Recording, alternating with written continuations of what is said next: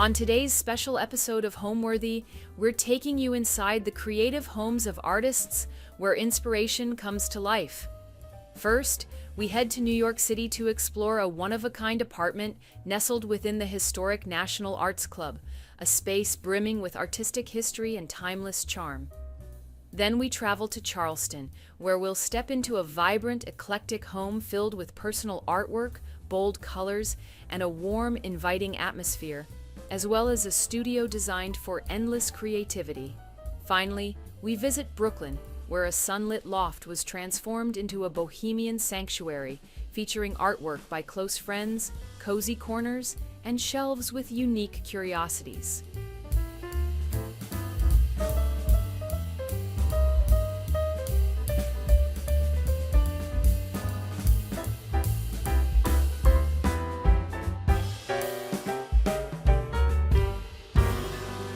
You're watching Homeworthy, where we believe every home has a story. If you're looking to make your own space more homeworthy, we've teamed up with Cherish, our go-to online destination for chic, one-of-a-kind finds, sourced from the world's most wonderful vendors. Mercury drops are from an artist I found on Cherish. Whether we're after a bold statement piece or the perfect finishing touch, Cherish has extraordinary items that leave a lasting impression. This table I bought on Cherish from Berlin, and it has a little bit of it's a tray, and it is mid-century, and it's one of my favorite pieces. It's where we find iconic looks to set homes apart. I think many dealers would agree that Cherish is the absolute best. So to support Homeworthy and discover amazing items from Cherish, scan the QR code or click on the link below to start shopping. Hi Homeworthy, I'm Shane. Welcome to my art studio in Gramercy Park. Come on in.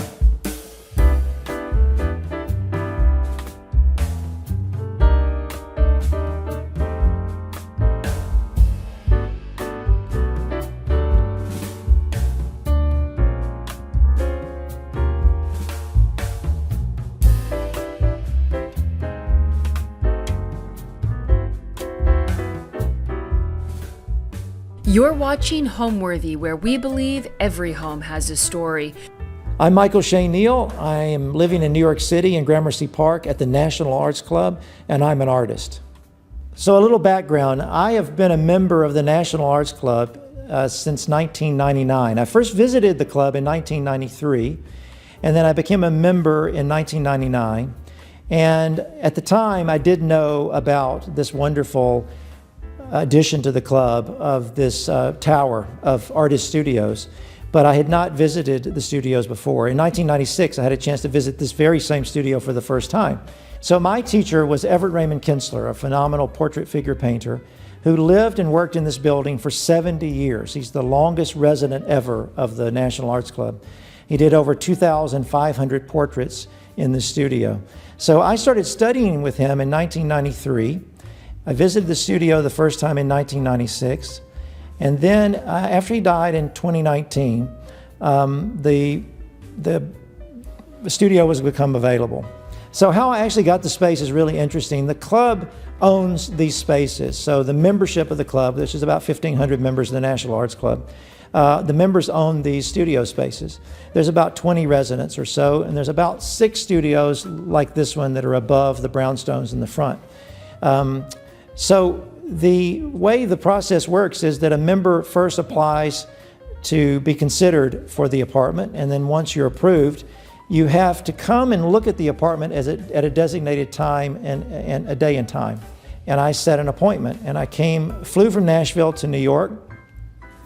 I met Mrs. Kinsler here, Ray Kinsler's widow. She wanted to see the apartment, possibly one last time, because we didn't know if I would actually be the person that would get the studio or not.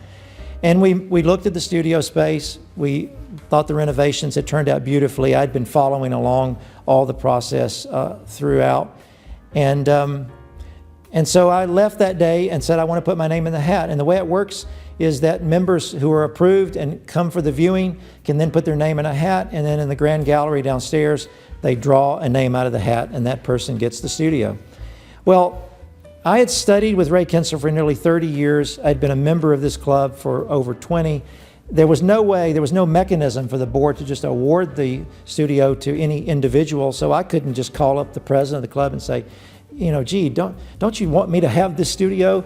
Well, even if they had felt that way, it's not fair to the membership. So everybody that would want to should have access to the possibility of winning the studio space. So I did all of the proper things, and I stuck my name in the hat, and then the drawing happened that particular hour, 6 o'clock I think it was that evening, and they didn't call me the next day.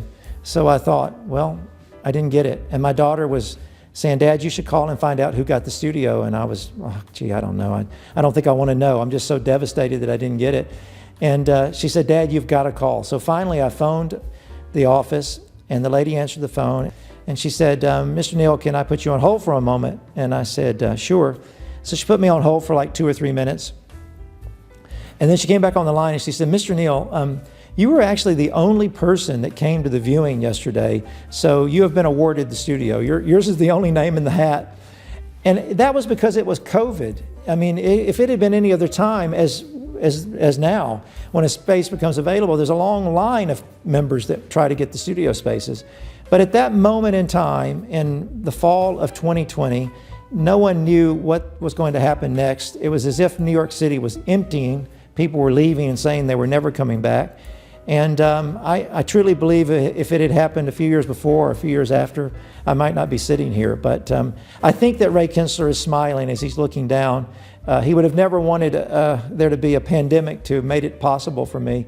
But he definitely, I think, would be happy that I'm now here working in a space that was so familiar to him and so familiar to his teacher before him. As I mentioned, since 1906, I'm the third artist to work in this studio space. So we're headed to the studio, which is on the 10th floor, and it's a really special place because I am actually only the third resident to live and work here since 1906, and that's got to be a rare find in New York City to only have 3 residents in one apartment studio.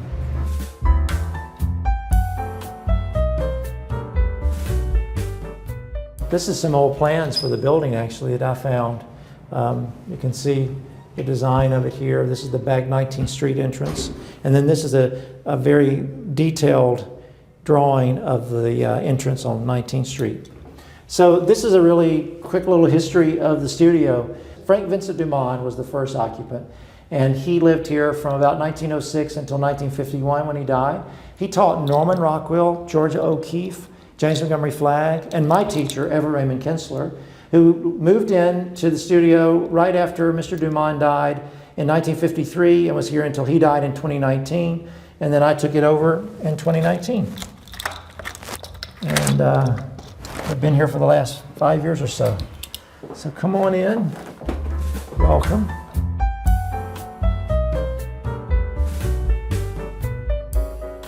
So in this sitting space in the studio, I've got a variety of things that I acquired over time. This chair, for example, is a sort of 1830s period American wingback chair that I found in terrible condition with the horsehair stuffing hanging out of it, and I had it recovered. These wonderful barley twist sort of stools have the McNeil tartan on it. My family's Scottish, and we dropped the Mac at some point, but that's the McNeil tartan that I had those covered in. This is a great find just at an antique store, probably kind of a faux bamboo, found it in about 10 years ago, and it's maybe 1970s or so. I have a collection of boxes. This is an old humidor from probably about 1910, an old writing box here, another old humidor with some cigars in it, an old tea caddy, and these wonderful tea caddies, which I just love. I put mints in them and things like that.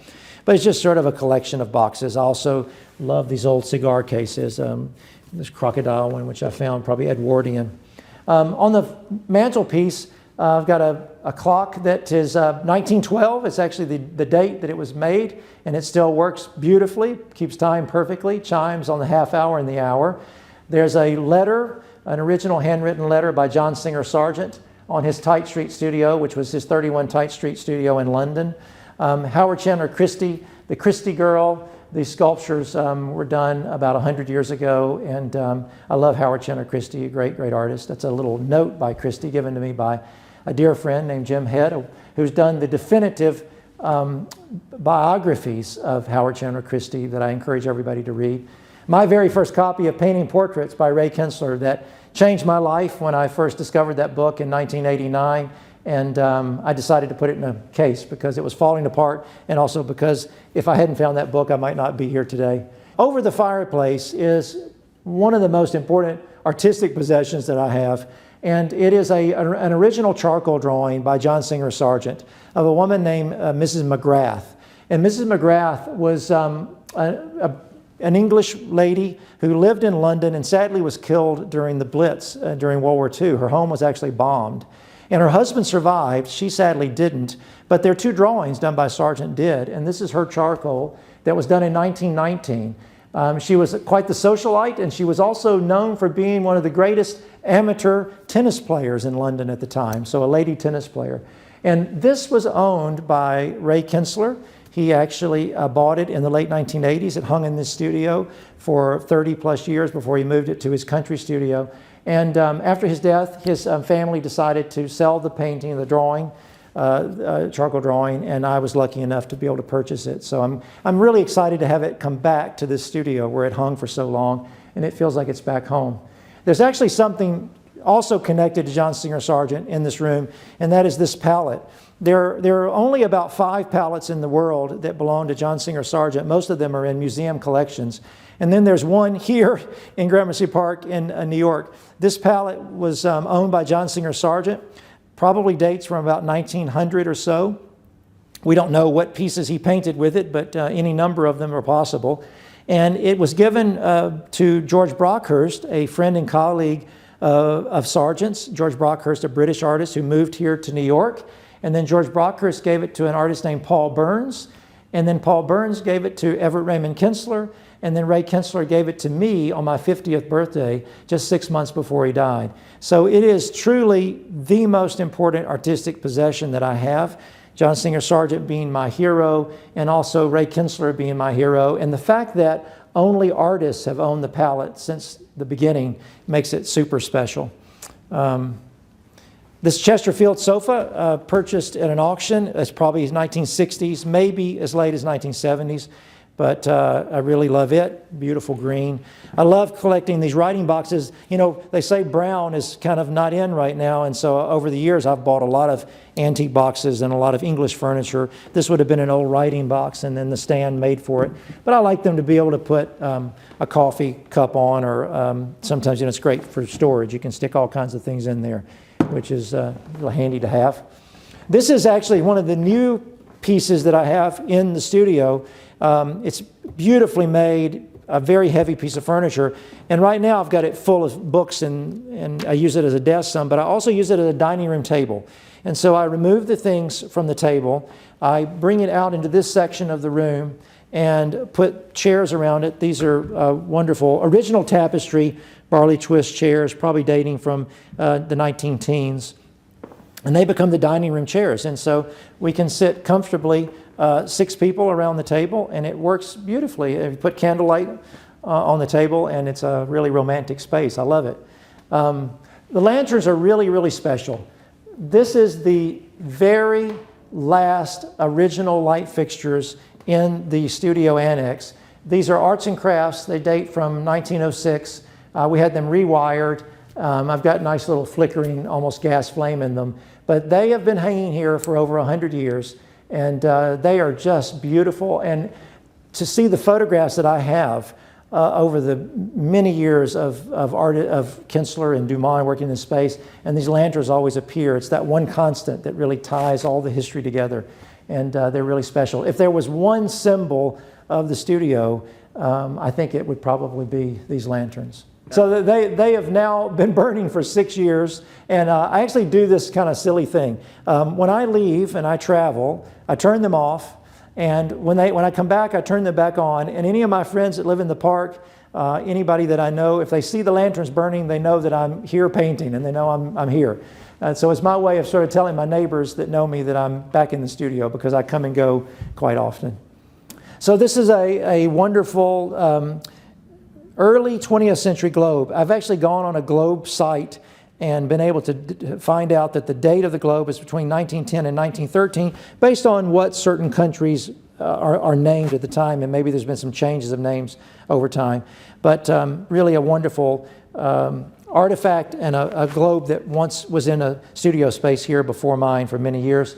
You can see a wonderful sketch up there by John Johansson, which was done for a portrait that never quite came to fruition, and Johansson was the artist that I mentioned to you, lived and worked here for many years, that easel belonged to. This is an early Ray Kinsler, done in 1947 when he was a young artist. We don't know who the woman is, probably just a model, but I love having that piece.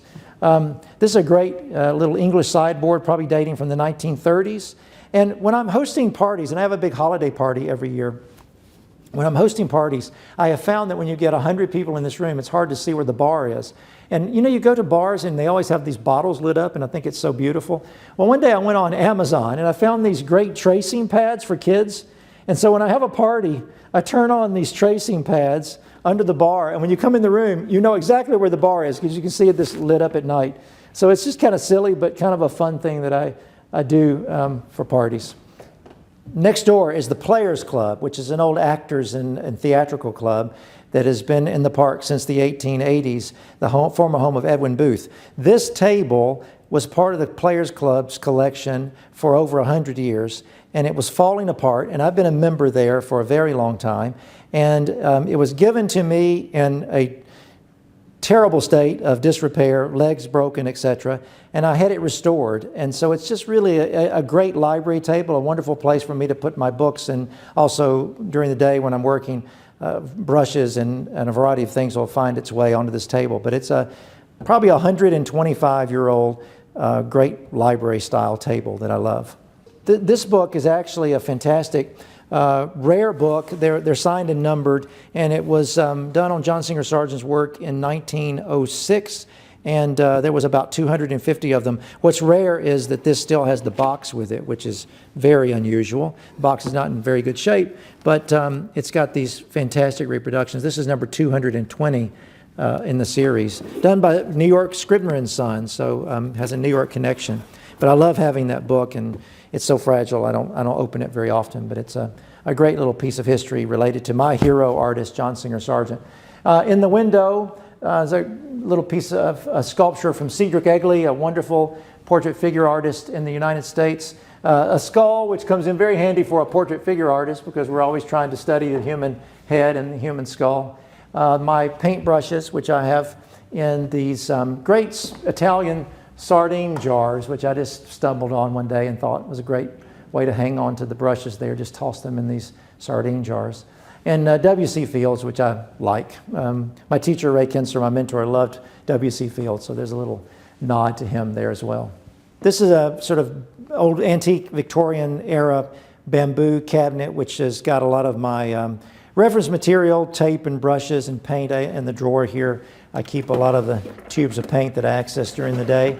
And then my palette, brushes. I use both this traditional kidney-shaped palette and a stationary palette. But this is an old a book stand that I found in an antique store, and it just works really great for holding my palette through the day. If I get tired, I can sit it there at any time. The easels are kind of special. Some of them are. This one belonged to John Johansson, who was a really great artist, who lived and worked here in this building for many years on the 12th floor. So this easel has been in the National Arts Club for well over 100 years. When Mr. Johansson died in 1964, it came to Ray Kinsler, who was his student. Ray Kinsler worked on it for years and years, and then I acquired the easel after Ray Kinsler's death, so it's really neat to have the Johansson easel here in the building where it's been for so long. This easel here that I'm working with, which is unusual because it's a double easel, can't find these anymore, belonged to an artist named Leopold Seifert, and it must weigh 150 pounds. It was given to me by his grandson, and his grandson wanted me to have it, and I love having it in the studio. There's actually one of his pieces on the wall. That's done by Leopold Seifert, that portrait of the man with the bow tie. This is an old book stand that I found that will actually tip to an angle, and you can put a book on it. But I put my computer and my screen. So when I am not painting from life, when I don't have someone in the studio posing from life, I use photographs, digital photographs. And so I will actually literally open up my laptop with the digital photographs, put them on the computer screen, and then from the monitor, I will paint each afternoon, each morning, particularly after a sitting. I will go back to my photographs and I feel as though I totally see the photos in a different way. But when I don't have someone posing from life, I'm using the best I can come up with, which is now a monitor and digital photographs. So I'm working on a variety of portraits at once. I like to bounce between multiple paintings. If you're a portrait artist, then you're going to have sittings scheduled from time to time throughout a week. And sometimes you work on the things that will accommodate the schedule of your client, and so what works for them. And so I may have to work on this portrait this week and another one next week based on the sitting schedule. This is one I'm working on for a healthcare firm, a CEO of a company. And you can see that actually I roll the canvases up and I transport them between studios. So this one I brought up from Nashville in a tube on an airplane. And I am later this week going to actually take it and stretch it onto wood stretcher bars and continue to work on it. On the back is a portrait I'm working on of a doctor, and you can see it's in the earlier stages, and it too is just been unrolled, and I will work on it. This is so durable. The canvases, when they're fresh and new, it's not unhealthy to take them and roll them up. Once a painting has been around for a while, a few years, it's not always the best thing in the world to do to take them and roll them up, because you can cause surface cracking on the painting over time. This is Mr. Toledo that I'm doing ahead. He's going to be honored here at the National Arts Club in a couple of weeks, and as part of his Medal of Honor dinner that they're going to host in celebrating his career in fashion illustration and his wife's fashion design. They're going to have this portrait unveiling, and it will hang downstairs. I am inspired by the people of my time. I mean, I'm living in an era, and I feel as though my job as an artist is to capture the people of my time. And so I am painting portraits of people who are in positions sometimes of power, sometimes of great notoriety, sometimes their lives are being celebrated and being honored with a portrait because of their accomplishments in their life. And sometimes I am painting a loved one. A portrait is being done of a man's wife who he adores, or a woman having her husband painted or their children painted. And portraiture has been a part of how we have celebrated human beings for hundreds, even thousands of years. My work as an artist, I started in 1990 full-time. This is my 35th year to work as an artist. I am trained as an artist, but I found that painting portraits was my passion. That was in college when I first sort of stumbled on the idea of doing commissioned portraits.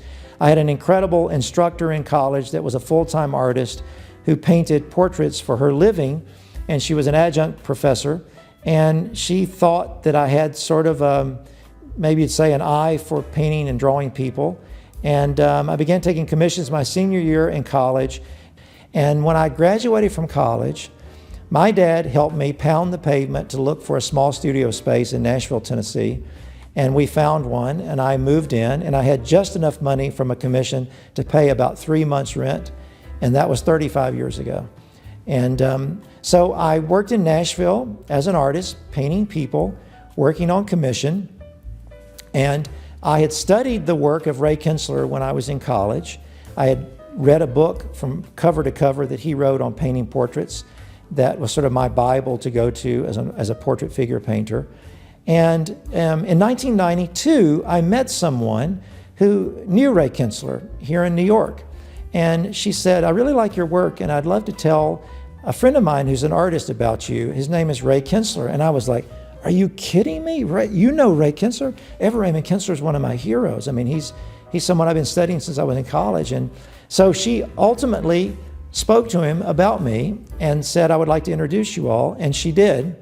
And I came to New York the first time in 1993, and I got here with the invitation to see Ray Kinsler, and he had to, it's a long story, but he basically had to cancel our meeting because he had a portrait commission in Washington that he had to go to do something with. And we spoke on the phone, and he said, I'm so sorry that I'm not going to be able to see you.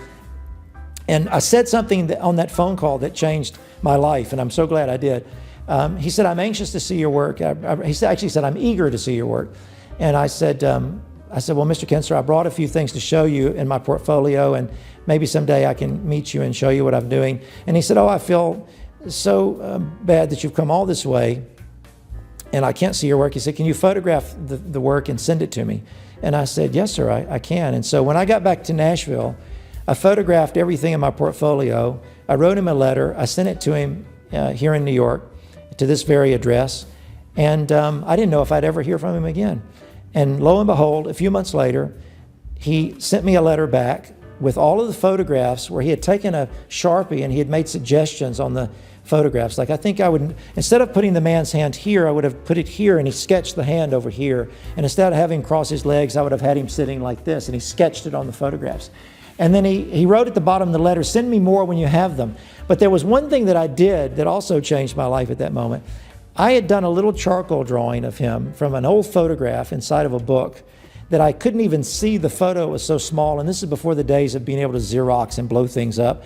And I had worked part-time at a jewelry store, and I had a loop, and I held the loop against the photograph and looked at his photo, and I did this charcoal drawing. It's actually on the wall right there. It's 30 years old now. It's more than 30 years old.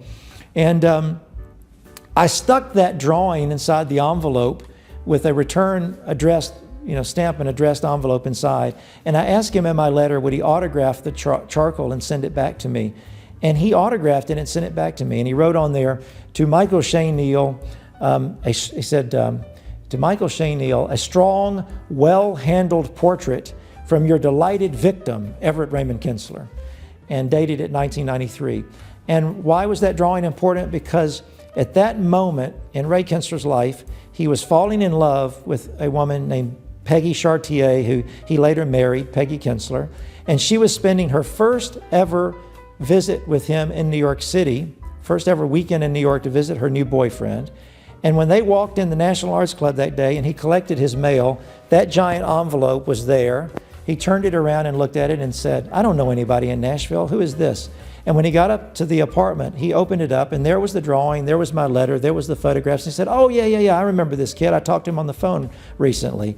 And Peggy said all weekend long, that drawing sat on the table in the studio, and they fell very, very in love and married. And I feel like that his life changed at that moment, and I happened to be at sort of a part of that moment in a way. And as Peggy said, in many ways, she had children by her first marriage. He had children by his first marriage. They did not have kids by their second. In many ways, I was sort of their only child from their union. And the point of the whole story is that I'm a young guy who finds this elder statesman artist who takes an interest in me and where I am in my life and my career at that moment, and feels as though he can make a difference in my life and help shape the artist that I would become and am still becoming today. Behind here is tucked a couple of pieces of art. This is a fun story. So this was a portrait of a man that was the president of the National Academy of Design. And Mr. Johansson was painting this portrait from life on the 12th floor and decided that it wasn't going well, so he abandoned it, rolled it up. One day, Ray Kinsler went to see his teacher on a July day, and the old man was sitting in front of the fireplace burning canvases, cutting them up with scissors and burning them, things that he had abandoned and stacked in the corner. And Ray Kinsler said, what are you doing, John? And he said, I'm so afraid I'm going to die and people will find these paintings that are incomplete, that are not fully realized, and I don't want them to end up in a yard sale. So Kinsler was looking at them, and he saw this wonderful portrait of this fellow and said, gee, John, this portrait the head is beautiful. I know you haven't got to the hands, but the head is beautiful. And Johansson picked up the canvas, took his scissors, he cut the head out, handed the head to Ray Kinsler, and then he burned the rest of the man's body into the fireplace.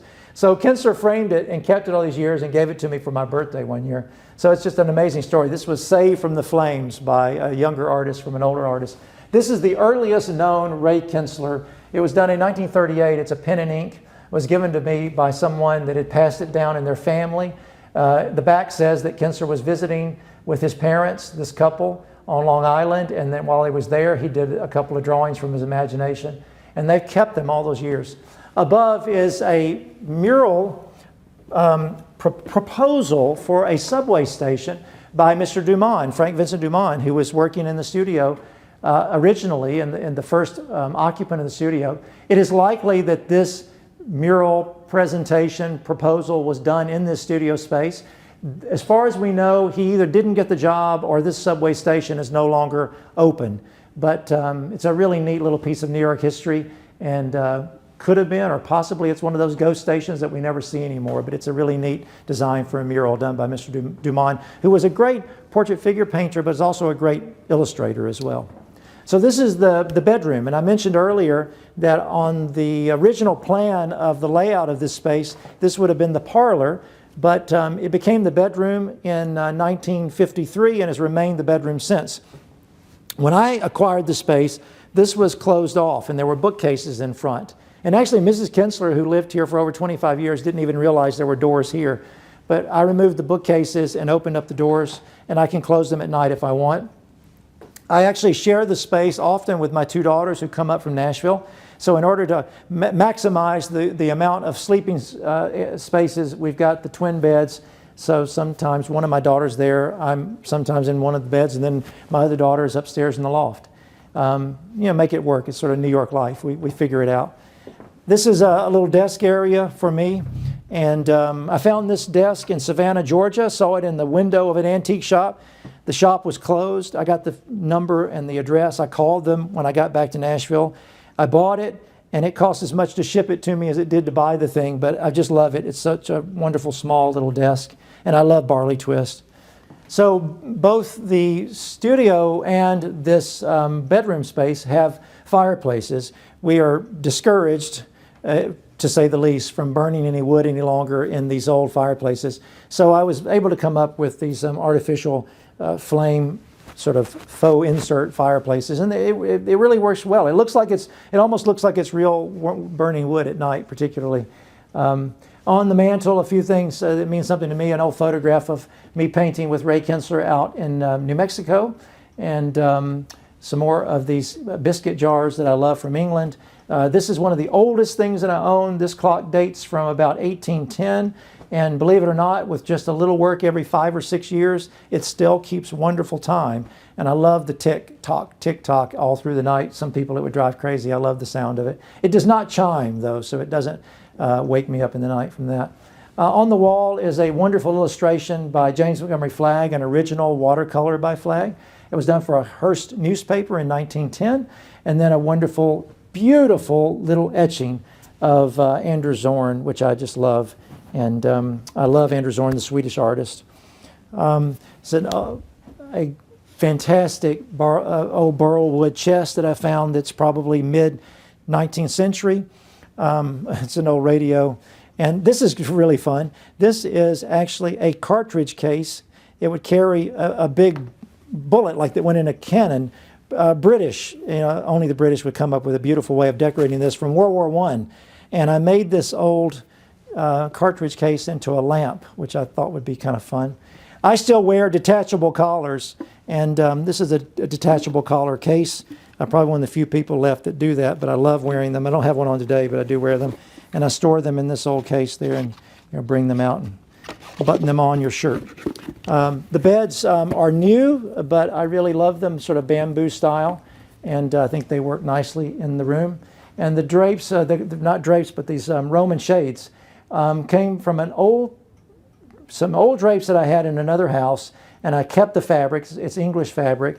And then I have a cousin of mine named Kay Neal, who's phenomenal, who does a lot of the work for Bunny Williams and some other designers in the United States. Kay is famous in her own right. Kay actually made these into Roman shades for me out of old curtains that I had. In the corner is a calling card from Carlos Duran, who was John Singer Sargent's teacher. And above is a great reproduction from a client of mine who commissioned me to do a drawing of her grandfather. He died on the Titanic with his wife, her grandmother, the Strausses, who owned Macy's department store.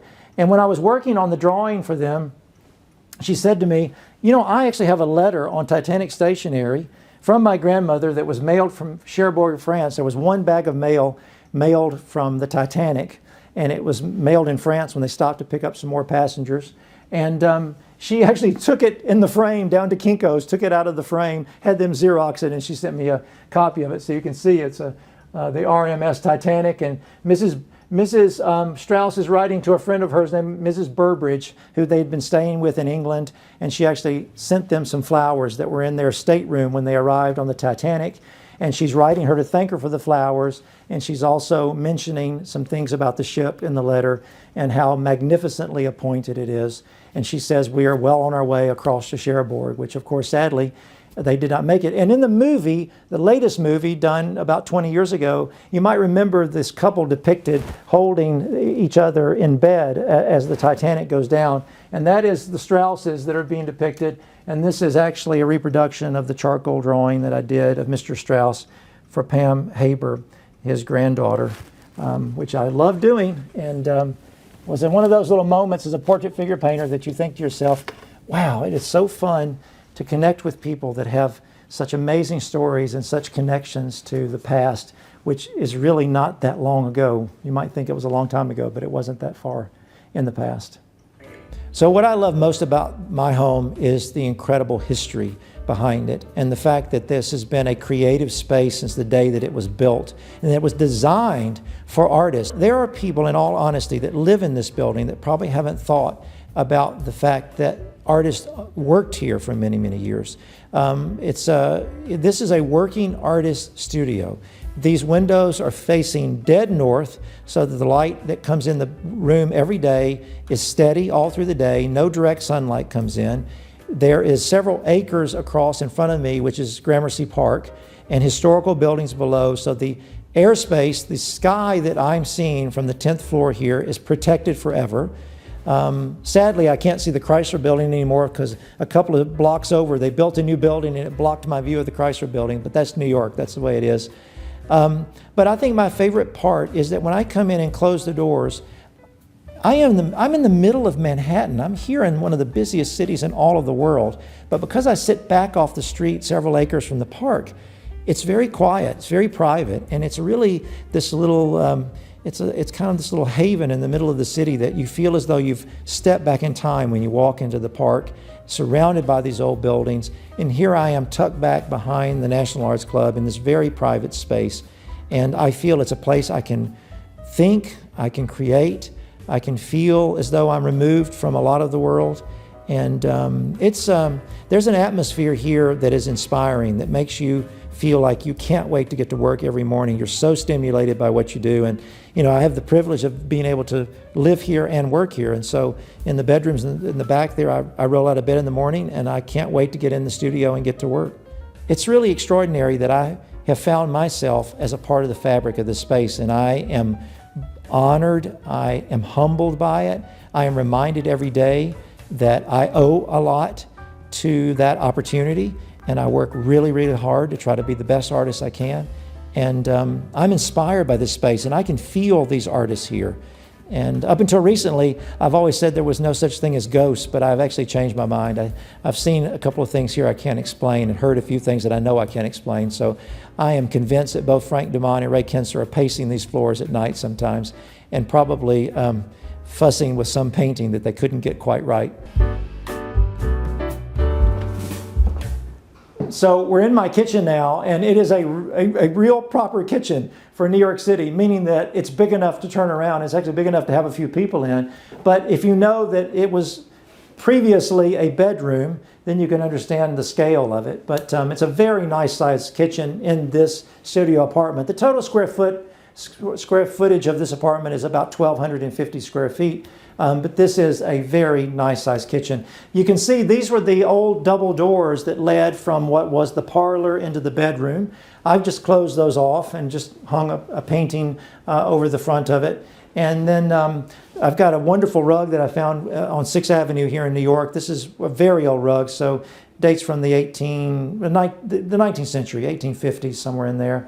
On the wall are a couple of photographs of the studio apartment as it was in about 1920 or so. And you can see here, this is an old shot of it from looking back at from the north windows into the studio space. There's the catwalk balcony.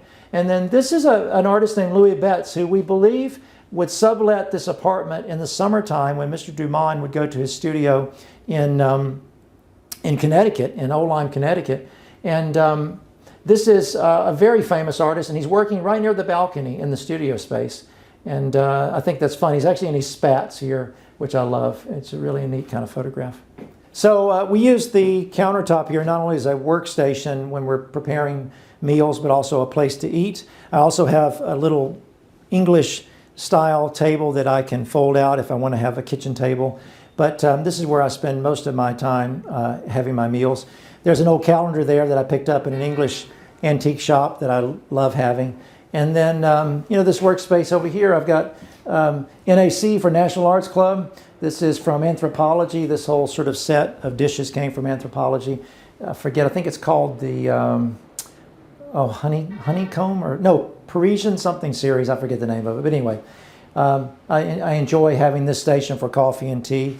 And it's a very useful and comfortable kitchen, and I just love it. And we're facing 19th Street, and this whole building goes from 20th Street to 19th, so it's a huge structure, and we're at the very back.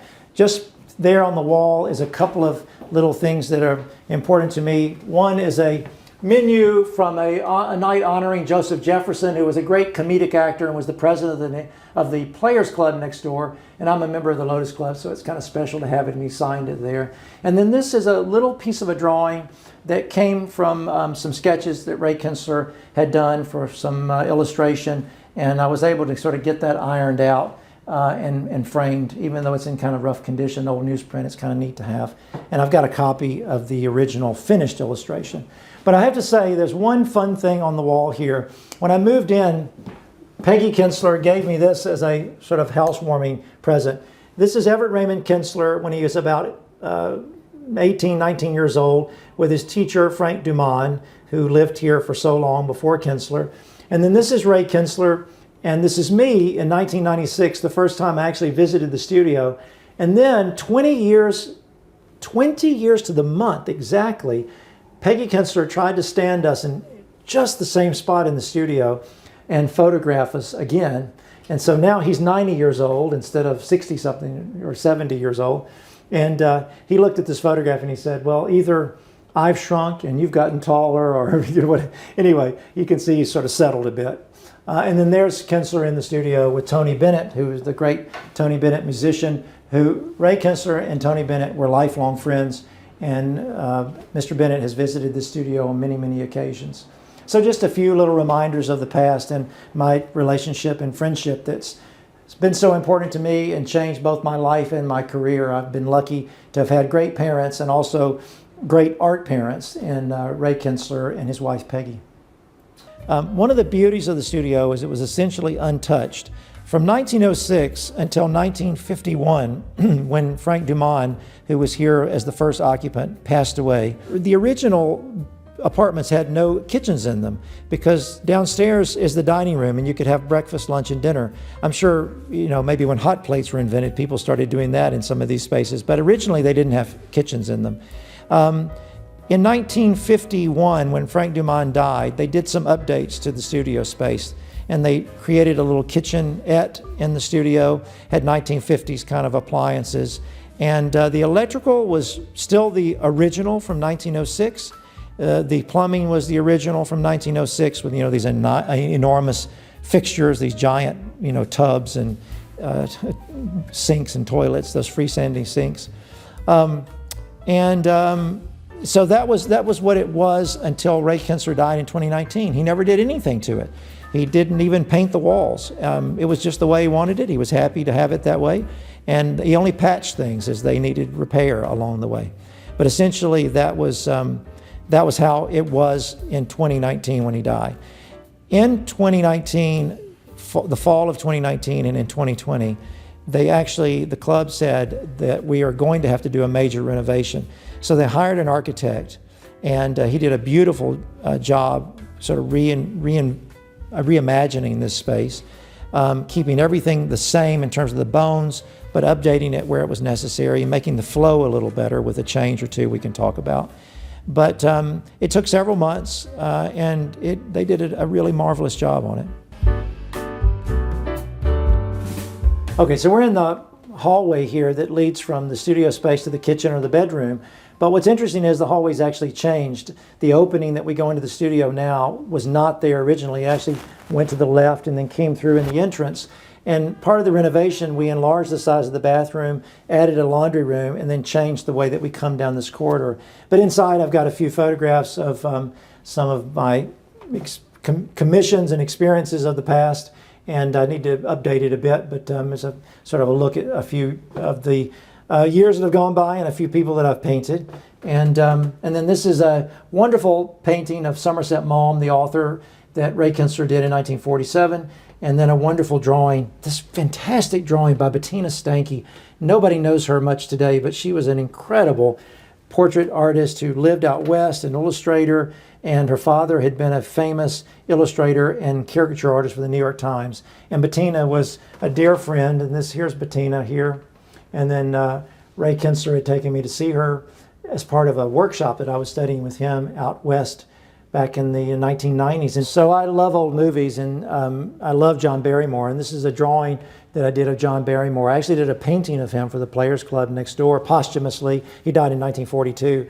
But Ray Kinsler and I had an ongoing running gag that went on for 20 plus years about John Barrymore's last movie, which was called World Premiere. It's the movie that cue cards were invented for, because John Barrymore sadly was at the latter stages of a severe addiction to alcohol, and he was on set drunk most days, and he couldn't remember his lines, so they started writing them down on cards and holding them up so that Barrymore could read. And if you watch World Premiere, you'll know how bad it is, because Barrymore literally looks to the side and says, yes, madam, what should we? It's just terrible.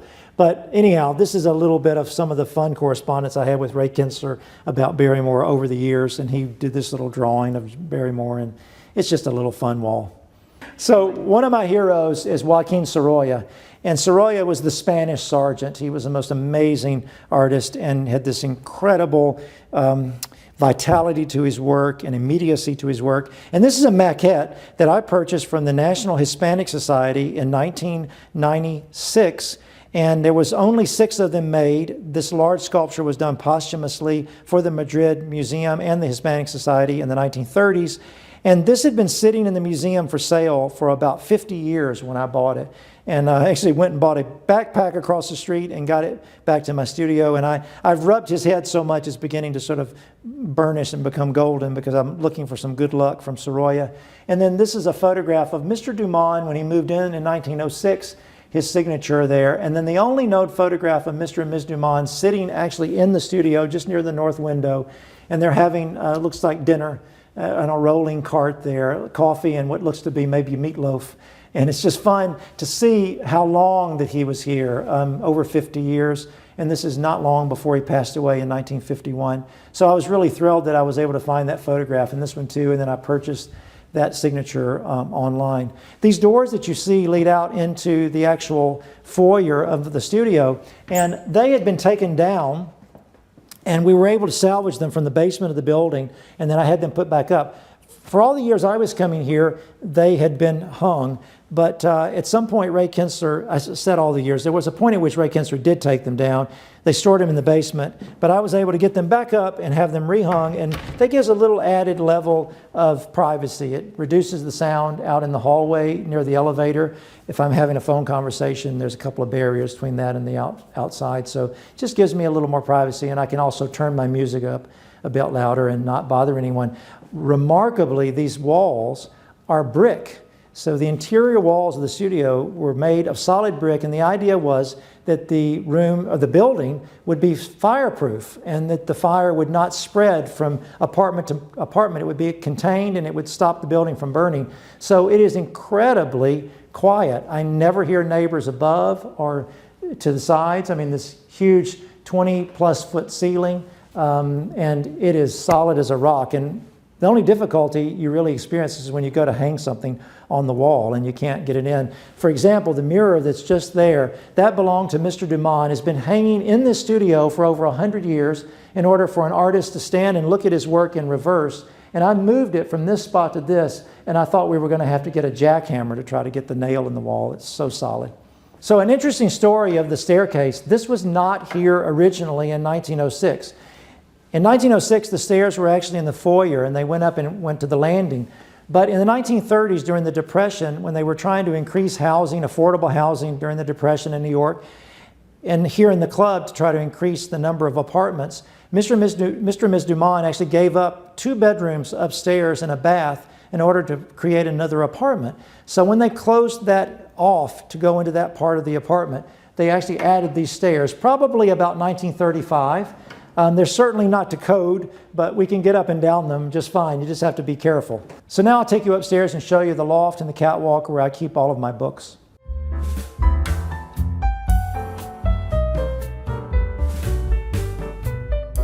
So I have a passion for art books and for all books in general. I love books. And so I've got a lot of my inspiration here. So period artists, John Singer Sargent, Sorolla I just mentioned, Anders Zorn from Sweden, Whistler, on and on and on.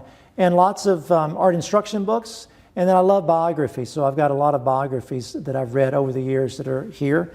And then a lot of books that people have given me, which I treasure. And they're organized for the most part by artists and sometimes by museum collections and by periods. But I come up here to access my library and reference books, reference paintings that I want to look at to be inspired as I'm working on something maybe with a similar problem that I'm trying to solve, and I'm looking to an artist from the past to help me over the hump. A couple of other things that I've got up here, one that'll be maybe a little tough to see, but this is a plaque that came from an old Connecticut schoolhouse, a bronze, and it's got a quote from the strenuous life speech, as it's known, the strenuous life speech done by Theodore Roosevelt. And it's talking about how important it is to be a person that tries things, even if failure is likely. It is better to try and to fail and then to pick yourself up and keep trying again. And so I just love this quote, and I love the plaque. And so the wood itself was falling apart that it was on, so I removed it from that, and then I just mounted it here on the bookcases. I also have this drawing by Ray Kinsler done of George Bernard Shaw in 1947. Shaw actually autographed it, and it said, "Good heavens, is this me, G. Bernard Shaw?" Kinsler owned it for years. It was his in his personal collection. He sold it at one point in the 1980s, and then the man that owned it, who collected all things Shaw, actually died, and his entire estate went online auction, and I bought it at auction. And below is a wonderful gift from Ray Kinsler to me of a Charles Dana Gibson letter to James Montgomery Flagg in 1911. It came from Flagg to Kinsler and to me, which I treasure. So when I acquired the lease to the studio officially in 2020, Ray Kinsler had kept books up here, but they were just sort of purchased bookcases that line the walls. And I decided that I wanted something more permanent. So a wonderful artist friend of mine who lives in Connecticut named Kathy Anderson, her son is a great craftsman, and he built these bookcases for me in Connecticut out of oak, brought them here in sections. We hoisted up the sections over the loft with straps, and then over a period of a couple of weeks, he reconstructed it and built them in as permanent fixture here in the loft space. And I just love it. They are just a beautiful addition. Most people think they've been here forever. And I really think that they did an exceptional job on them. I know that, I think that most people believe that they were here since 1906. So a few things that are up here. These are French Art Deco. Still have the original, actually, seat cushion in them. And I bought them from a wonderful antique dealer that I've purchased things from for years and years. And this was purchased off of Amazon. I could not find a table that was narrow enough for up here, and I wanted one as a little landing spot for the books. And so I bought it off of Amazon. This is a palette that both my teacher and I used, and I treasure that, and I've got it here in a case. And I've had these arts and crafts, I probably bought those from Restoration Hardware about 1990, and I've had them for years. They've been in so many different spaces. But I will actually sit up here with one of the chairs. My daughter comes up here a lot and uses the space. We look out over the park and the beautiful view that I have, and I enjoy the space a lot. I think it is one of the great benefits of this studio is to be able to look down on my work from above. And I feel like I learn something about my paintings when I look at them from this perspective. It's almost like looking at them in the mirror. You see it in a different way. So I really enjoy being up here. I'm a member of a number of wonderful New York clubs, and it just, I enjoy them so much. Was a tradition here in this city for generations to form private clubs that celebrated the arts, literature, painting, the theater. And I enjoy a number of club memberships here in the city. It's where I entertain people. It's where I spend time with my friends and colleagues that are also members. And it's a very, very special part of living in the city. This club, National Arts Club, I literally live in a club. And so my life in the city outside of the studio often connects with some of my club memberships, like the Lotus or the Salmagundi Club or the Players Club next door and some others. It's really a very, very special part of living in New York. So my idea of how to decorate the space is, number one, every single thing in these rooms has a story. There is nothing that was bought because I thought I saw that in a magazine and I thought that would be a cool design element. Everything has just been sort of curated over time, and it's just grown over time. So everything in every corner I can tell you something about, and where it came from and how I came to have it. It is a combination of things that were given to me, things that I found on my travels, things that I found in New York City in local thrift shops, just as I'm going to pick up a sandwich and walk by a thrift shop and pop in and see something I have to have. Sometimes I found things online in online auctions, or eBay, one of my favorite things in the world. eBay and eBay UK, which I think is one of my favorite little secrets, is to actually go on eBay UK and not just on the US eBay. And so that's how I've acquired things over time. It is both functional, so there are things that are necessary for my work as an artist, and then there's an element of a decorative quality of things, because instead of just sticking brushes in a jar, I found these fantastic old sardine jars from Italy, 19th century, that I thought would be great to hold brushes. So sometimes I sort of try to create in my mind a new idea of how I might have something very useful, but maybe give it a little bit more of an attractive, decorative kind of element or aspect to it.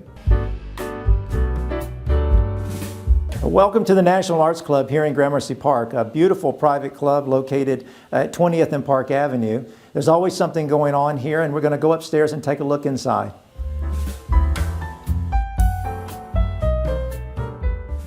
The club was founded in 1898, and in 1906 they acquired these two brownstone buildings. They did a major renovation, and it was the first private club in New York City to accept both men and women as full members. So we're going to take a look at the parlors, which are really gorgeous and a very active part of the club each night. So inside one of the parlors here at the National Arts Club, there's incredible woodwork, as you can see, all around the beautiful room here. There's also lots of examples of artists' work, artists who were members or artists who lived here for many years. Gorgeous pieces of sculpture, beautiful paintings, lots of decorative arts. Stained glass is also a big part of the National Arts Club, and you'll see it all throughout the building. Donald McDonald was one of the major artisans that worked on the stained glass here, and it is a legend that Tiffany also apprenticed with Donald McDonald on this building in a beautiful glass dome that you'll see just inside the dining room. But it is really one of the most beautiful and I think one of the warmest areas of the club to just sit and visit and have a chance to chat with friends. So there's been a lot of wonderful artists that have been a part of this club, both living here and a part of the membership of the club. We have a lot of sculptors. There was an incredible sculptor named Paul Manship who lived here for many years. He did Prometheus in Rockefeller Center, the gold statue below the ice rink there that many people know from New York. Vanneau was another artist member here, a beautiful painter. And my friend Mark Mellon, who's a sculptor, he's been here since about 1982 on the third floor of the building. And Mark is a fabulous figure and portrait sculptor, and I just love his work, and he's a big part of this club.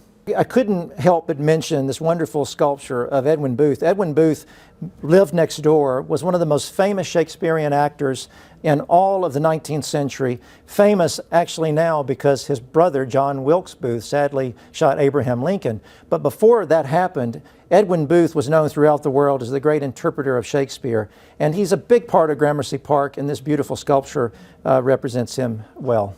This fantastic portrait is by Wayman Adams, who was a great artist who lived and worked here at one time. And he was actually known for his flamboyant style, his very active brush, the great energy you see when he's painting. My teacher, Ray Kinsler, was one of his students, and this is just a magnificent example of his portraiture. So this is 150 or 200 years worth now almost of age. Men smoking cigars and gas lamps and wood-burning fireplaces. Here is a complete restoration of the doors and what they would have looked like when they were new, say 1850 or so. And you can see how gorgeous the wood is and this beautiful grain, which I just absolutely love. So Governor Tilden was so afraid of being assassinated. Following Lincoln's assassination, as a politician, Tilden was afraid that he might someday be a victim of assassination as well. And so when he renovated this house, he created pocket doors all throughout the mansion to slow down some intruder who might be after him. So you will see tons of these giant, heavy pocket doors. I can barely even open it. There we are. And I guess the idea was that if you were running through here with a gun trying to get Governor Tilden, he can keep shutting doors to slow you down. And the staircase, I think, is just absolutely glorious. Really, really beautiful. Goes up 5 floors total. Behind here is a great painting by Will Burnett. Will Burnett was a friend of mine. He lived to be 103 years old. Barack Obama gave him the Medal for the Arts when he was 100. And Will Burnett lived here for many years on the 9th floor and was really an artist, produced truly remarkable works of art all of his career. Inside here is the dining area of the club. We've got this remarkable dome. I mean, holy cow, this beautiful stained glass dome that was done by Donald McDonald. As I mentioned, it is believed that Tiffany also apprenticed on the project when he was working on this dome. It used to be lit naturally, but now they've had to cover it. But it is still one of the great features of the National Arts Club. The bar, which is very busy every night. Here begins the dining portion of the club. I had mentioned earlier that this house has had many layers of history, and at one time, Governor Tilden had seen his home as the future first ever public library in New York City. And sadly, it didn't work out that way, but he designed it that way. And the idea was that books would be around on these shelves. And there's one little secret thing here. If you know where to look, if you find it, there's still book rests that are inside the walls. So you would take your books off the shelf, put them on the book rest. And there's still some of those hidden throughout the club. One of the traditions of the club has been that for many years, artists that were members would donate a piece to the club, an example of their work. And we've amassed a very large collection of work because of that. So you can see it displayed all throughout the National Arts Club and in the grand galleries, and it is always revolving. We have a fabulous curator, Mr. Yonner, who does a beautiful job displaying this work, pieces of sculpture, paintings, and all kinds of decorative arts. This is the main dining room, and as you can see again, more giant pocket doors, which I can hardly even move. Glorious details. Inside here is the main dining room. So they will serve lunch Monday through Friday, dinner as well in this room. Famously, at this table right here, Placido Domingo and Princess Diana once sat and had dinner before an event. These gorgeous porcelains that you see and the old bookshelves, which is beautiful. And then the old dumbwaiter, which some people say it's one of the first dumbwaiters in a private home in New York. It might be around 1840, possibly. And I just love this room. Here's a wonderful Paxton. Paxton was a great American painter. He was a member of this club, and you'll see him in the Metropolitan Museum and every major museum in the world. But you can see what a skillful artist he was. Truly, truly remarkable. So this is interesting. These skylights were a part of the renovation in 1906 to the brownstones. They were covered in World War II. They were actually tarred and blacked out for fear at that time that New York City might be attacked by the Germans or maybe the Japanese during the war. And so they actually covered them, and they remained covered until about 3 years ago or so. And we were given a grant, and we were able to restore these wonderful skylights. And you get a little glimpse to what is the back building, the annex, which was added in 1906 for artists. So we're going to go into the grand gallery, more great stained glass, more giant pocket doors. And this is a fantastic space of always revolving exhibitions. This is the winter show. It's up through, well, it's actually already completed. They're getting ready to change it out. There's an event here just about every day and certainly every night. They've just this morning stacked the chairs up from a major talk they had here last night. A few days ago, they had a jazz performance in this space. You can see that it used to be lit by skylights. It's now artificially lit, but at one time it was all naturally lit. And you could see everyone from Andy Warhol to, you name, the most traditional painter from the past, Impressionist painters. There is always something interesting to see in this space, and I just love it.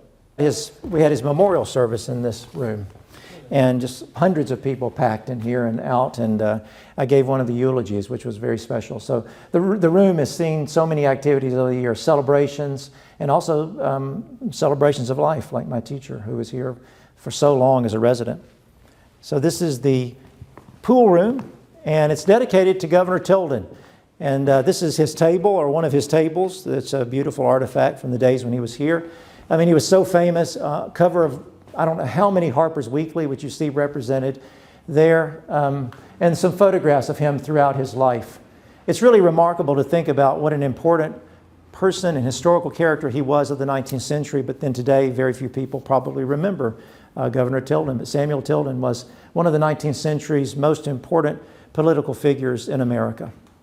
So the National Arts Club was formed with one purpose, and that was to educate the American people in the arts. And that was dance, painting, sculpture, literature, you name it. And it's always been a very important part of the club in its mission of being able to not only encourage and motivate and inspire artists, but to also bring patrons and artists together. So there's been a big part of the membership of the National Arts Club that are art lovers, that are people that are in the business or are connected to the arts in some way. And these patrons being here at the club with the artists has always been a very important relationship.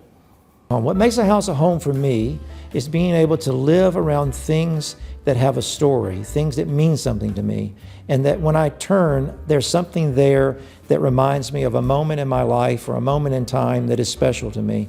Also, I think what makes a house a home for me has to be the art on the walls and the art that are around you. And that can be your kids' drawings from kindergarten stuck on the refrigerator, or something that you've acquired from an auction house. Whatever it is, as long as it is a piece of art that means something to you, that you love, that you think is beautiful, that brings beauty to your life, maybe brings peace and calm to your life.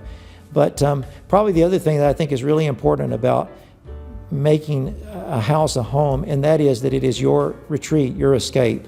And it's a place where you feel most like yourself and most comfortable. So there's a few things that I'm looking for in both my apartment and my home in Nashville.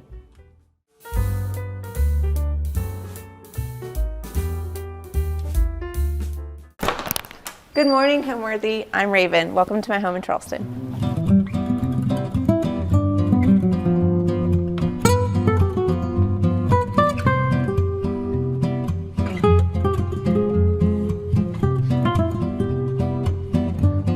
You're watching Homeworthy, where we believe every home has a story.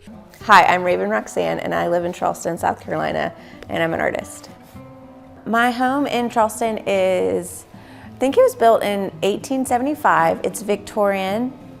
We did a renovation about 7 years ago. It's a little modern, but also trying to be kind and thoughtful of its history.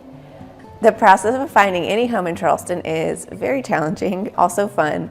We had a house on kind of the opposite side of town and knew that we were ready to sell that property. And we really loved this neighborhood. So at the time, my husband had a motorcycle, so we would drive around the neighborhood and like look at the houses and then look at Zillow and say, okay, that one would work, that one's too big, or that one's too small, or whatever. And we kind of knew that we liked this house just because we really liked the street.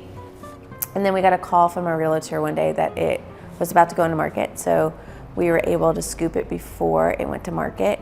And we really liked the house because it wasn't a Charleston single. This house is nice because the house is on The staircase is on the side, and so you really get this like kind of modern flow, which is pretty unique for the home. And then we also, dreamy, there's triple hung windows throughout the home. It's very bright for a Charleston house because a lot of Charleston homes have just windows on one side, so the house next to it has privacy. But this house has a pretty good amount of windows on both sides. So the rooms are big, they're very airy. We lightened the floors, which I think are beautiful. So we took the original pine and just kind of sanded them down to their original color, and then did like a light wax on top. So they have a lightness, which you kind of don't see a lot in Charleston homes because they have that red, like orangey color in the traditional homes. Yeah, I think that this house is perfect for family, and it really lives in a modern way, which is a unique benefit with this house in Charleston.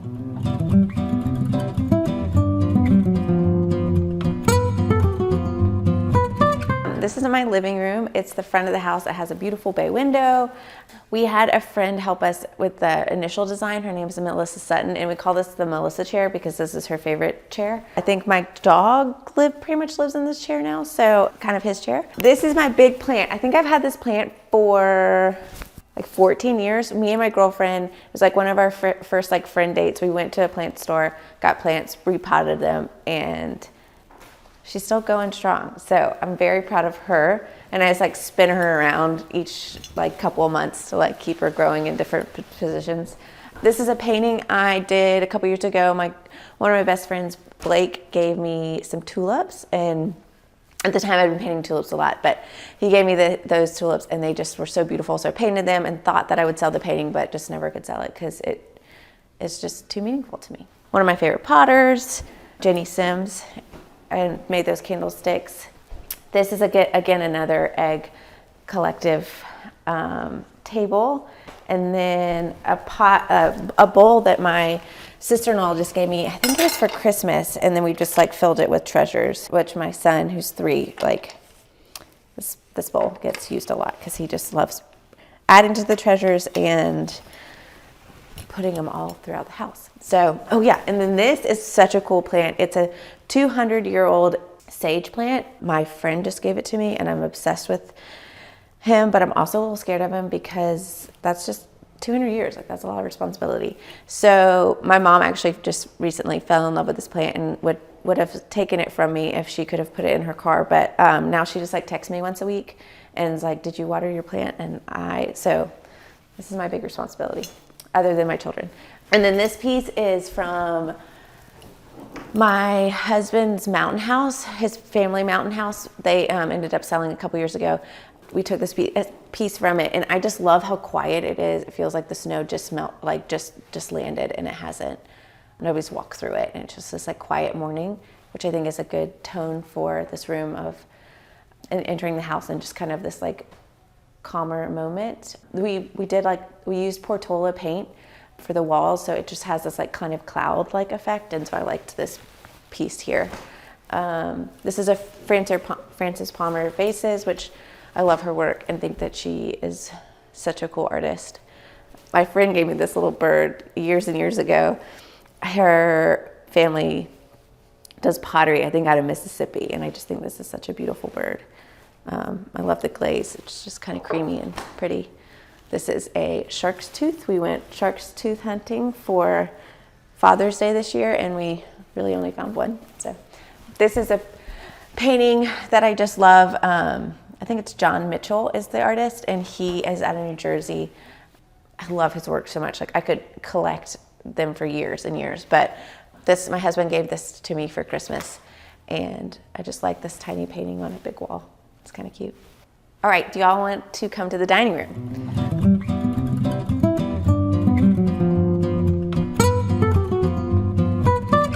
This is our dining room. The table is actually, my husband came from the mountain house, the same one that the painting came from, and it's cool because you can put 2 more leaves in here. So I think we've had 23 people at this dining table, which is pretty cool. And then this piece is a gift that my husband gave me for Christmas as a BDW piece. He is, I think out of his studio's in Philly, but he has this beautiful store in Soho. But I love his work, so I was really excited about, I think his name is Tyler Hayes. I was really excited about this piece.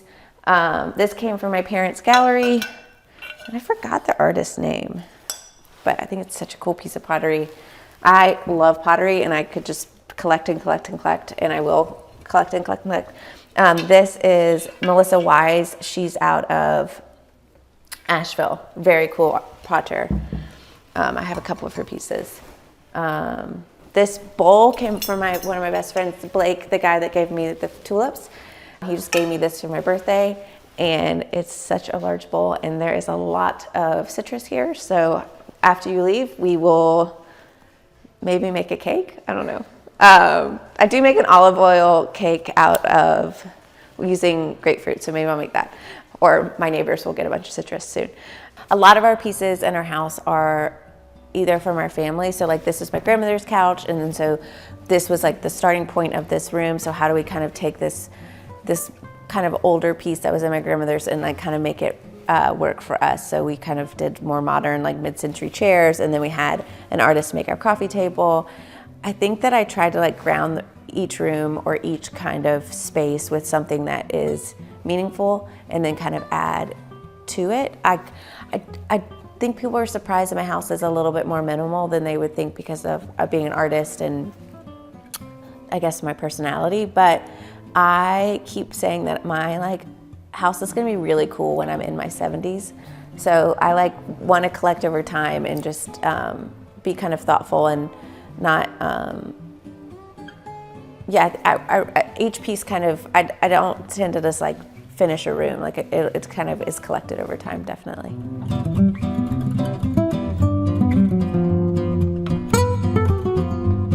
Here's our kitchen. It is one of my favorite rooms in the house because it has a great, beautiful light. It has this big worktop that is so nice. We have the coffee station. We take our coffee very seriously, and I love that it's like tucked in this little nook. One of my favorite pottery. I love collecting cups, and then when friends come over for coffee, being like, picking out the mug that I think that they should have. So this is one of my favorites. My brother and his wife gave me this one, which I love. This was Jenny Sims. We talked about her pottery earlier. Love her. My parents gave me this with the raven on it. This one is from my parents. I think this was like the 80s, which is like such 80s pottery, which is just, I love it. It might be 90s. I don't know, but I love that mug. This is a cool one. The way the potter, like, I think he almost like used wood or something. I don't know, but I just think this is such a cool piece. But my husband makes me coffee every morning. I'm very lucky. So this is kind of his little station, which is nice. And I just got these. I think they're so pretty. Scared to use them though, but they're so pretty. And my little stack of pottery. And then, I love my stove. It's the LeConte stove.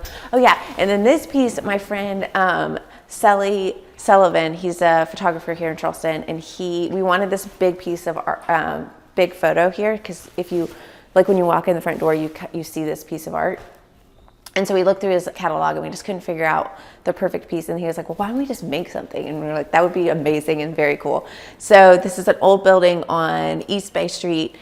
I think they're making it a restaurant, which will be cool. But at the time it was empty. And so they let us kind of, like all of this was here. I think he moved like one piece of furniture away. And then we had a friend that did the flowers, and then I twirled. One of my favorite spaces in the house is my playroom. It is so bright and happy and playful. And we spend so much time in that room because I have young children.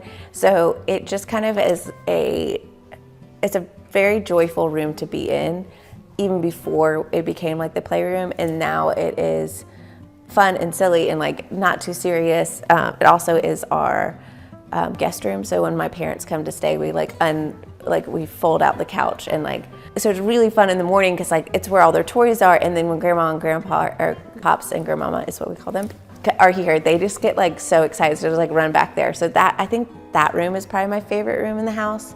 This room I love because it's peaceful, it's quiet, it's usually kind of clean, which less like toys and mess in this room. So it is like a nice quiet room for the eye.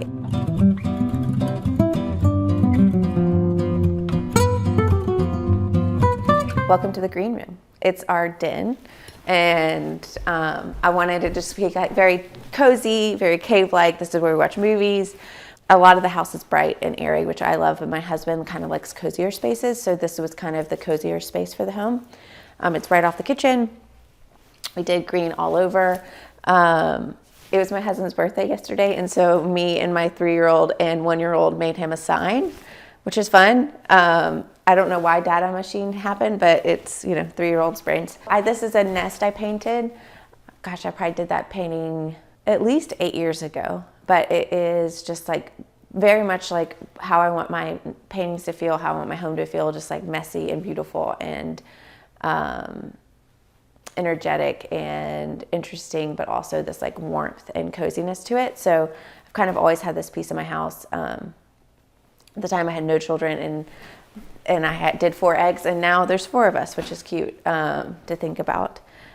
One day I'm going to make the album, but right now I just print the pictures and put them in a bowl, which has been really cute because my son loves going through them, and then, blocks to stack to keep them busy, and then a big bowl of amethyst from my uncle who passed during COVID, and then this plant that I really do need to cut. I know I need to cut it, but she's just become so weird and interesting and cool that I just like kind of kept her in her weird state. So she should be coming up, but she's just weird and quirky, and we're letting her be her. If y'all want to come to like our desk area, which is down the hall. So we added this kind of after we did the renovation because we needed a spot to do like the mail, and honestly, this is kind of stacked up. Usually it's pretty right now, but because we have guests. I know, and then my mom's been doing this great thing. So my mom's also an artist, and so she's been sending my my son postcards, and she's doing one for each like letter of the alphabet. Like this is English is courageous, so that's C, and then English loves dinosaurs, and this one's really cool. English is the best for B. So those are really cool. Like when hopefully she does all of the letters, and then I can make a book or something cool. Yeah, but we just kind of keep our books stacked, and this is kind of like a drop zone, work zone. This is where all the coats go and for during winter. And I loved doing the cating on the doors. I thought that was really pretty. Some more pottery, because the pottery, my cookbooks, my changing table, which is this, and then we just added, it's just a IKEA changing table, but I added a skirt, which I think helps kind of make it more fun and cool and interesting. And then it leads into our playroom. Do you want to come to our playroom?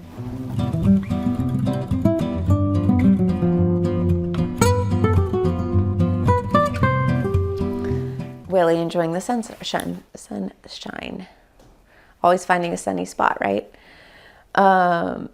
Is there a playroom? I wanted this room to be like a garden room, so that's kind of where the furniture is the way it is, but then I just wanted to like load the art. So I kind of noticed that I actually really do like a blank wall being an artist. I think that having blank walls, especially in spaces that I'm in a lot, kind of is, if there's too much art, sometimes I feel a little overwhelmed because I think about art so much and think about paintings, and that's just like what I do for a living. So I loved the idea of this room just being like full of art. So one day I just want every piece, every wall, everything to be full of art.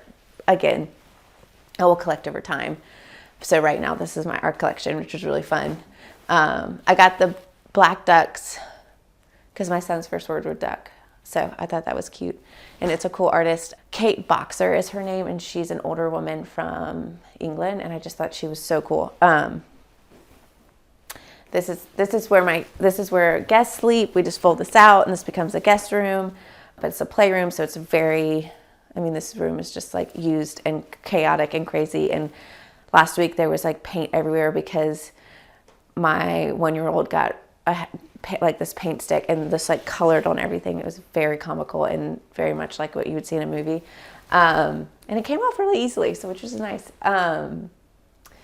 We had this is Alex Wagner. She is an artist, used to live here, but now she lives in Atlanta. But I had commissioned this because my husband's family had this really cool like shack beach house on Sullivan's that they sold a couple years ago. And I just thought it was the coolest house. I loved it. It was actually, I think, maybe the most sad when they sold it. So I commissioned this just to kind of like memorize. It had this like, memorialize it. It had this like tiny little palm tree and then these pineapples made out of concrete. It was just such a charming, cool old house, and I just loved it.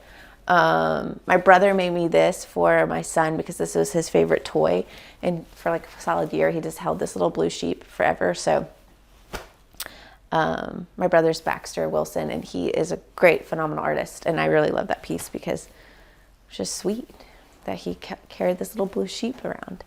This is a really cool artist out of Key West. Her name is Susie DuPu, and she did all the textile and patterning for Lily Pulitzer in like probably the 60s and 70s. Anyways, she was a dear friend of the family, and she did, this is my uncle and his son in this piece, and I love this piece. I was really excited to have it. And then I bought this turtle off this artist from England on Instagram, and he wrote me, and I was just like, oh, I just love the turtle. I think it was like in the back of his studio or something, and I was like, can I buy the turtle? And he was like, I think he just wrote back, he was like, the turtle has good juju or something like that, and I just thought it was really funny and fun and wonderful. My mom painted this of my dog, Willie. Louisa Dunn, she's an artist here in Charleston. She's a dear friend. She's a neighbor, so I see her a lot, which is fun. I did the birds. Yeah, again, like this is just, I love this wall because it's just like people I love and things I love. So I could go on for days. And then this is a friend of mine, Teal.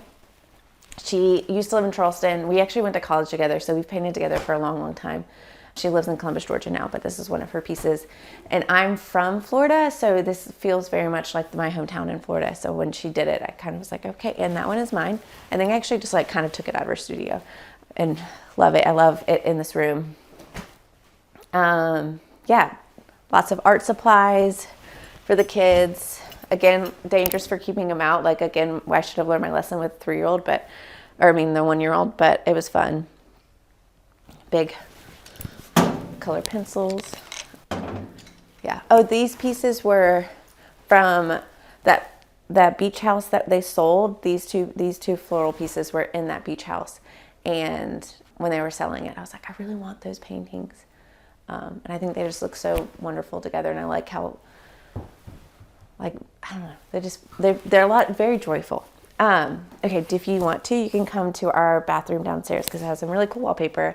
And then, and we're past the blue staircase, which is fun. I have always wanted to be an artist. My parents have had an American craft gallery for almost 49 years, I think. I always joke my first words were, hey, how are you? How can I help you? Like, I grew up in this space, like grew up in the gallery, grew up selling art. My mom's an artist. My brother's an artist. Like, we definitely are. We like to paint and make things in our family.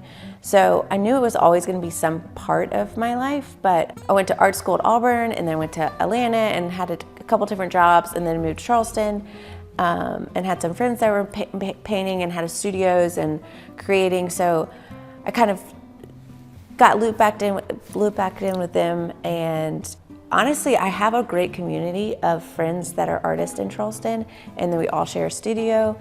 And that has really, I think, I've always known I've wanted to paint, but I think making it a career and having a community around it has really helped the career like kind of take shape and take life, because I am kind of social, and I think that being an artist can be a lonely job. Like, you're in your studio making things all day. So having people around me and like a supportive family and living in Charleston has really made like it kind of solidify like why or how or if I could make this a career.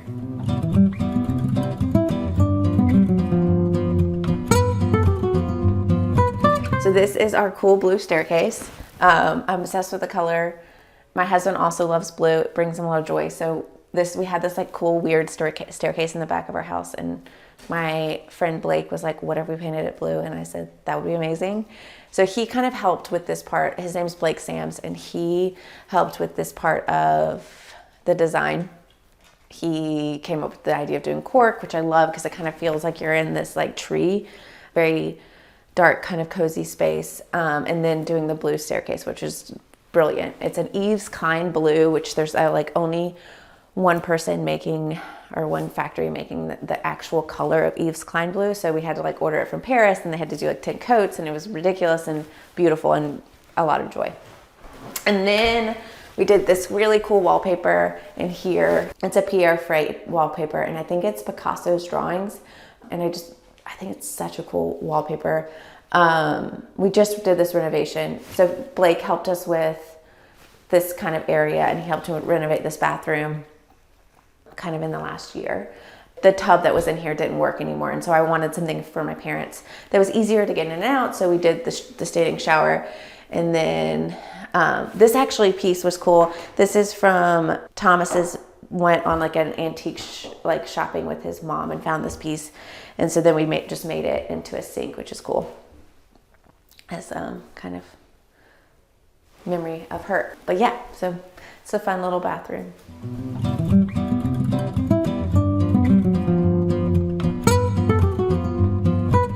One of the best things about Charleston and the homes are the big porches. So we were really excited to have this porch. It kind of runs along the side of the house, but they're kind of skinny. So I ended up having to work with an artist to make, our furniture builder, to make a table that was skinny enough. So we used Ben Little to make us, or Benjamin Little, and he made us this table, which is great. So it kind of fits in, but like my kids can still take their like bikes and stuff and run around it, because they kind of like on rainy days, this becomes like a track, just like of all the running things where they were just running up and down the porches, which was actually really fun and cute.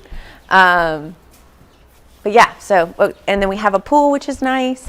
We're gonna walk back here, you can see the pool. And then we have like 2 lemon trees around the pool. And then my mom, so my daughter's name is Sunday Clementine. And when she was born, she gave me a clementine tree, which is really fun and sweet. So, yeah.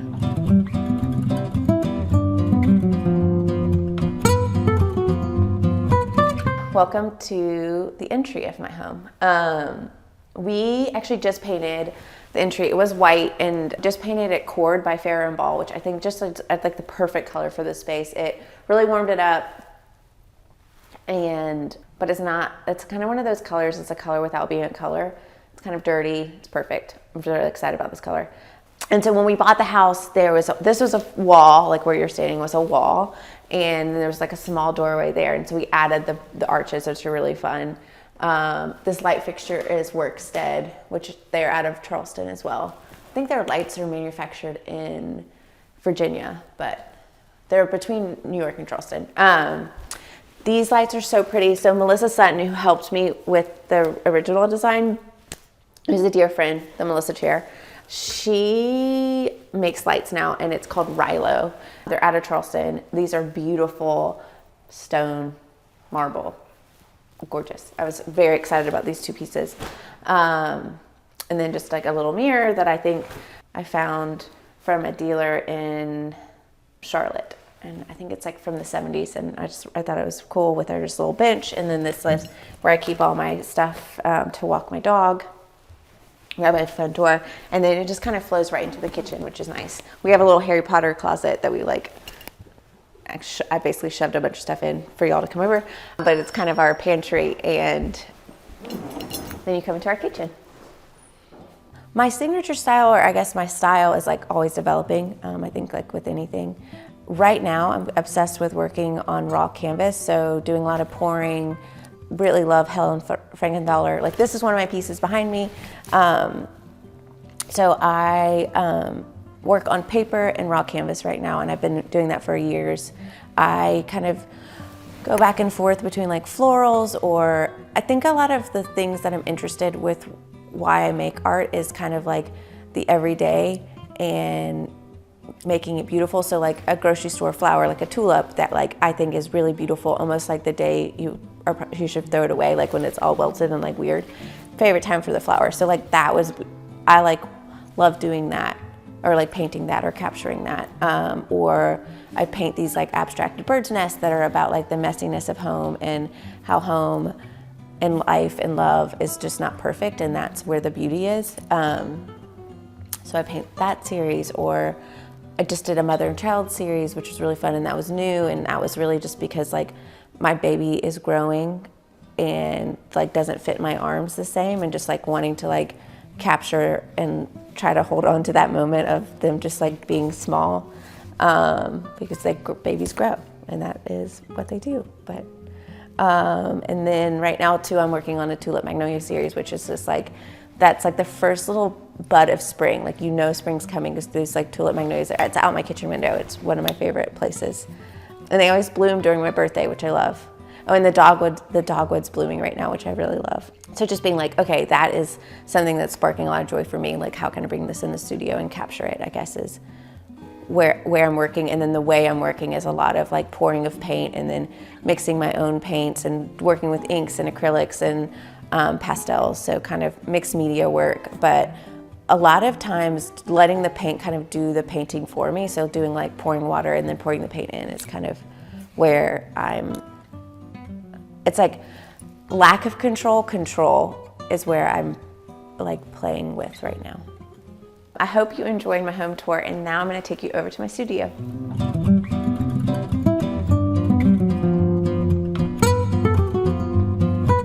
Hi y'all, welcome to my studio. It's about a 7-minute walk from my home, and let me show you the space. This is our common area. I share the studio with Blakely Little, Blakely Made, and is her website. And Lily Wallace's team, Megan, is also in this space too. So it's really fun. We have lots of fun, but this is kind of the common area. It looks really pretty right now, but usually this is where we pack and ship all the art. And then we have like little hidden cubbies back here where we just like do our, you know, like all the packing materials and our prints and everything like that is kind of tucked in here. But we have lunch every day here. This is like, if you miss lunch at the studio, it's kind of my most sad part of, it's my favorite part of the day. So if I miss lunch, I'm very sad. So, which is fun. We like a bunch of girls just chatting about like social media or like celebrities, and it's fun. Anyways, okay, so this is my space. This is my studio.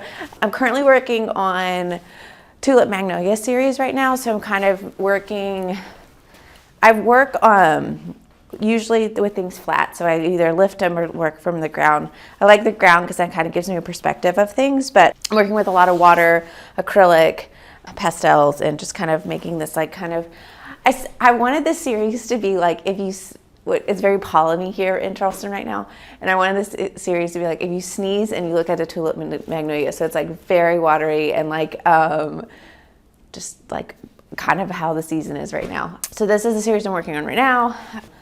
And then this is like a series I just finished. It was the mother and child, so it was just kind of, I think I talked about it a little bit earlier when I was at the house, but again, this is work on raw canvas, and these are some of the bigger pieces. I think the purple one has sold. I think we're shipping her out tomorrow to Washington, DC, but these two are going to a new store that just opened, and we're gonna put them in the space for Mother's Day, which is gonna be fun. And I also work on paper. So I'm just starting a piece. I kind of just like a shape for the background and then work from there. I mix my own colors and kind of keep everything in these plastic jars, so I can kind of mix like different types of paint or inks or whatever to kind of get the consistency I want, and then kind of store them here, which is nice. I love storing my pastels in these baskets with rice, so I can like kind of see them and they can live in a way that is easy for me to grab.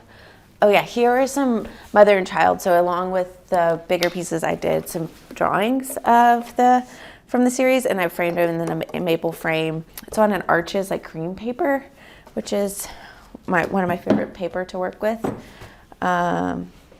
a favorite paintbrush, so just a big pile of paintbrushes. My travel palettes for when I'm painting watercolors, which is pretty. Oh yeah, and then these are some of the paperworks. So I kind of start with the paperworks and then I move to the canvas. So this is kind of what I was working on before I moved to the canvas. I really thought this was cool. This was a super rainy day that I painted this one, and it just kind of like, I felt like I really captured that day when I worked on this piece. These is kind of how they started, which they were like very like kind of modelly and layered. It's where they were starting, and then I've kind of gotten away from this kind of feeling of like really layered and watery to like more of actually like capturing more of the flower. So, and also the flower that I was working with was more like puffy, kind of cloud-like, and then the ones that were like blooming in my yard were more like tulips. So I guess that's like more of I just different varieties of the flower. But then my assistant Ellie helps me, and she works here. The daybed I bought off a auction. I got really aggressive and didn't realize, I just kind of wanted to win, you know, and then I got it and was like, okay, what do I do with it now? And now it's in my studio. I absolutely love it. It's one of my favorite fabrics. I bought it for my house, but my husband didn't really like the fabric, so I was like, perfect, it's for the studio, and it brings me a lot of joy, and I actually spend a lot of time there. A lot of time when I was pregnant was spent on that daybed. Yeah, but this is my studio. Thanks for coming. For me, home is messy, family, my animals, joy, and comfort. Well, Homeworthy, it's great having you, and I will see you next time.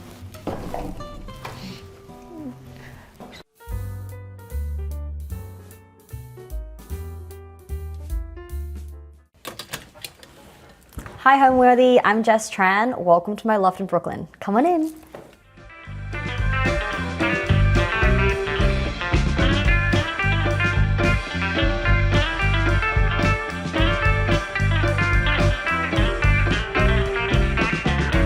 You're watching Homeworthy, where we believe every home has a story. Hi, my name is Jess Tran. I'm a photographer and writer, and we're here in my home in New York. I was living in Greenpoint back when people thought Greenpoint was too far to get to, like pre-pandemic.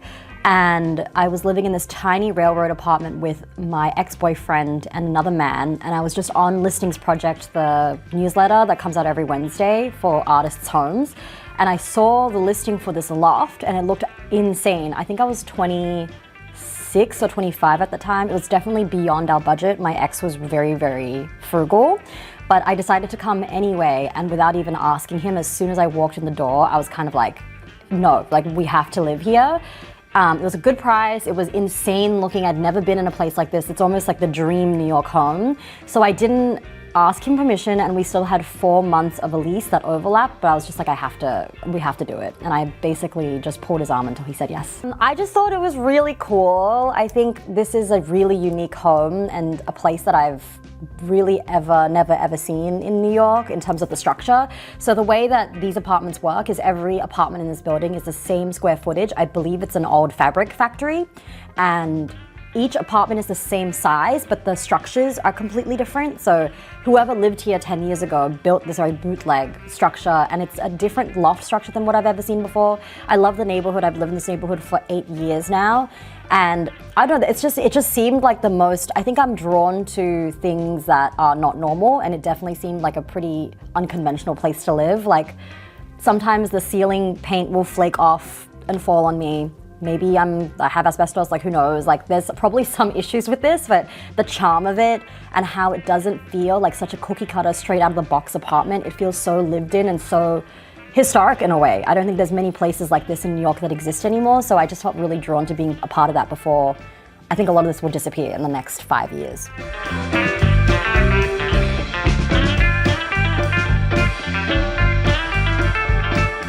This is the entryway of the house, the mouth, as you will, and not much to say. That's like where I take my shoes off, unleash the dog. It's where I try to hang all the things that I need. So I try to keep everything accessible here. I'm a photographer, so I always keep that shit on lock here. Cameras, handbags, different types of bags for climbing or walking the dog, leash. I have a lot of like weird ceramics and bowls that I probably have too many bowls. Like my boyfriend bought me this Murano glass because I got obsessed with Murano glass for a while. This one's from a woman called Shellfish who makes hand sculpted, really weird, wacky stuff out of shells. That's actually a shell in there, which is really cool. I really love this piece. I took photos of her and she gave me this in exchange. This guy, I got off Facebook Marketplace for $20 framed. I carried it home myself. It's broken, but that's okay because my boyfriend's a ceramicist, so I'm gonna make him fix it. And I remember when I carried this home, this old lady stopped me and said, "What an ugly painting." And I said, "I didn't ask for your opinion." And I love it. It fits this space perfectly. And the only other notable thing that I really love here are these gumboots, which are from a wet market in northern Vietnam. It's what all the Hmong farmers wear. I saw the drip on a Hmong farmer and I was like, I gotta have them. And I bought these for $3. And the lady was like, why would you want these? And I'm like, you don't understand the vision. In New York, they're gonna slap. So these are my current favorite possession because they're just so cute and strange and really, really hard to style actually. These hooks came with the apartment. So I love that it's almost like a coat rack, and when there's a lot of people in this house, it's just like full of coats here, full of shoes. I love seeing that. These are some colored papers that I scavenged from the hallway because we have a free shelf out there. I don't know what I'm gonna do with these. I put a lot of stuff here where I'm like, will I keep this?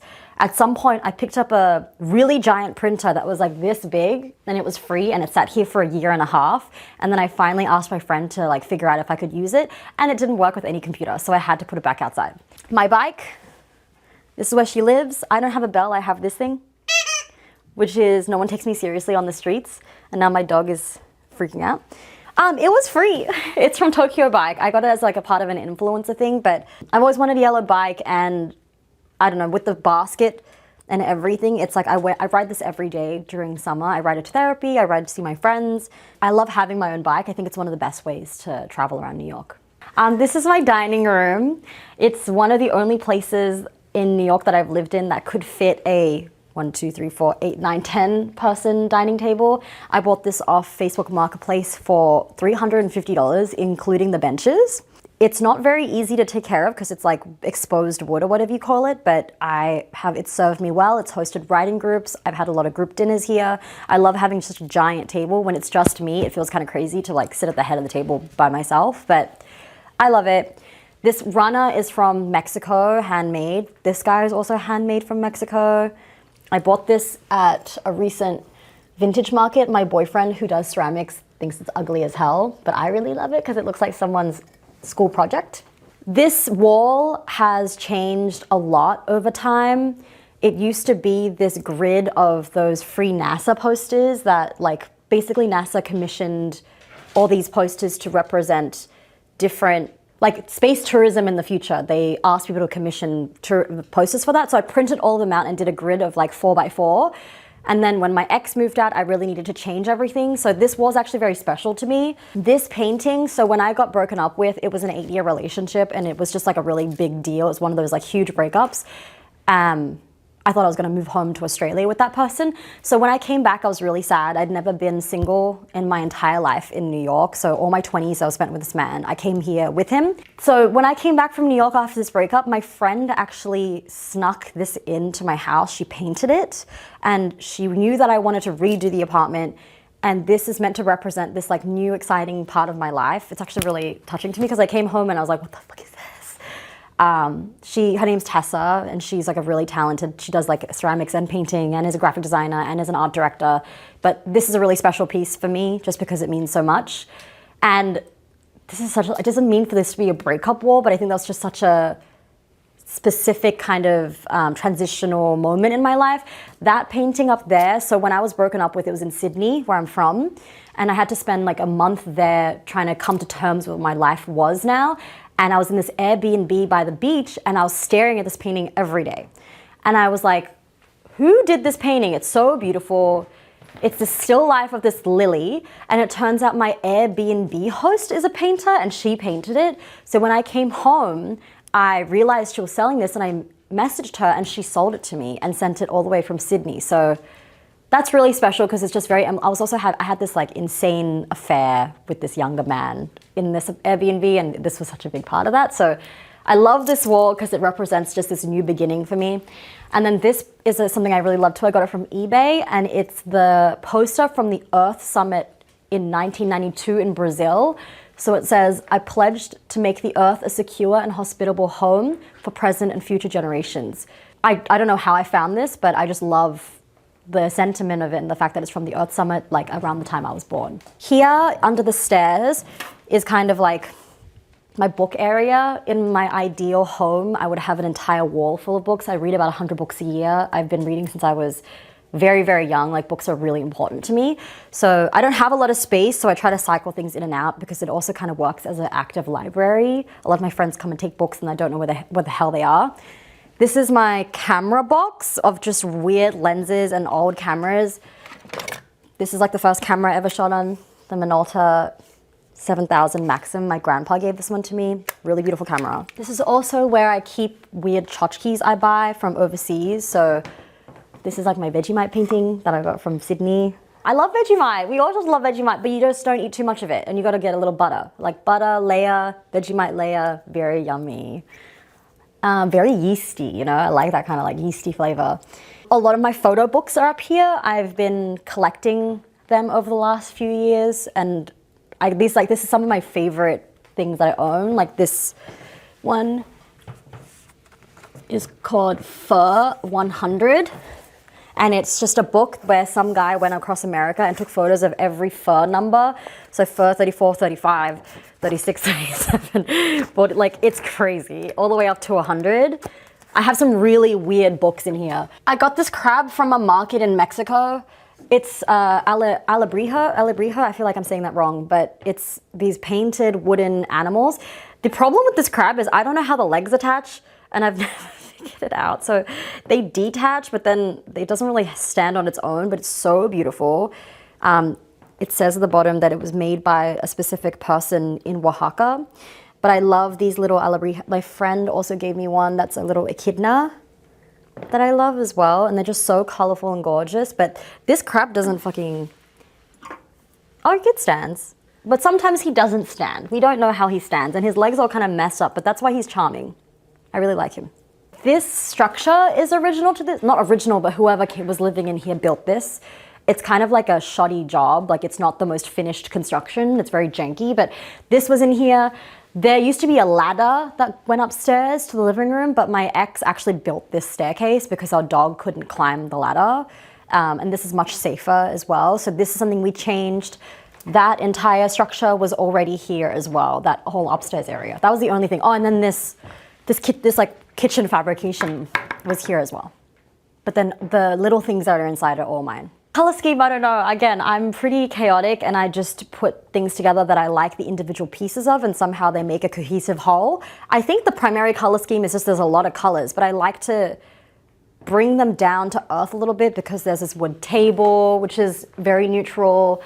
I think having such a big colorful piece, I tried not to have the pieces around it too insane. So I feel like this is the signature piece on this wall, but then everything else is a little muted or smaller. But I love having a lot of colors because it means you don't have to adhere to one color scheme. If you kind of throw everything in there and go for the chaotic maximalist look, it works out. If you're sticking with just like blue and dark colors or white and minimalist, it's hard to stray from that box. So I think my philosophy is more the better, and you just have to make sure that you're not overdoing it and you're editing as you go. The way that I decorate is haphazard. I want to say it's very circumstantial and opportunistic. So if something nice is in front of me, I'll just buy it. Somehow it's worked out. I don't use mood boards. I don't really have a strategy. I just kind of go with it. I have ADHD and I'm a Gemini, so I'm like a crow. I'm really drawn to shiny things and I travel a lot. And I love souvenirs and I love bringing back things that are significant and emotionally significant.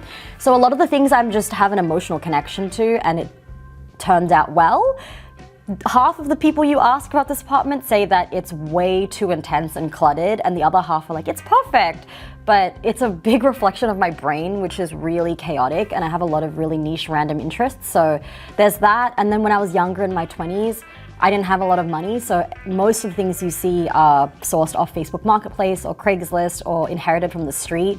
Some of these plants have been with me since I moved at 21, which was 11 years ago. So it's kind of this like mishmash collection of like an IKEA cabinet that my ex-boyfriend got for free from a colleague at Google 10 years ago, and then this weird chair that I saw on the street for $200 and was like, this is the only apartment I could possibly have that could fit this chair. So it is really just opportunistic and mercenary, just what I like.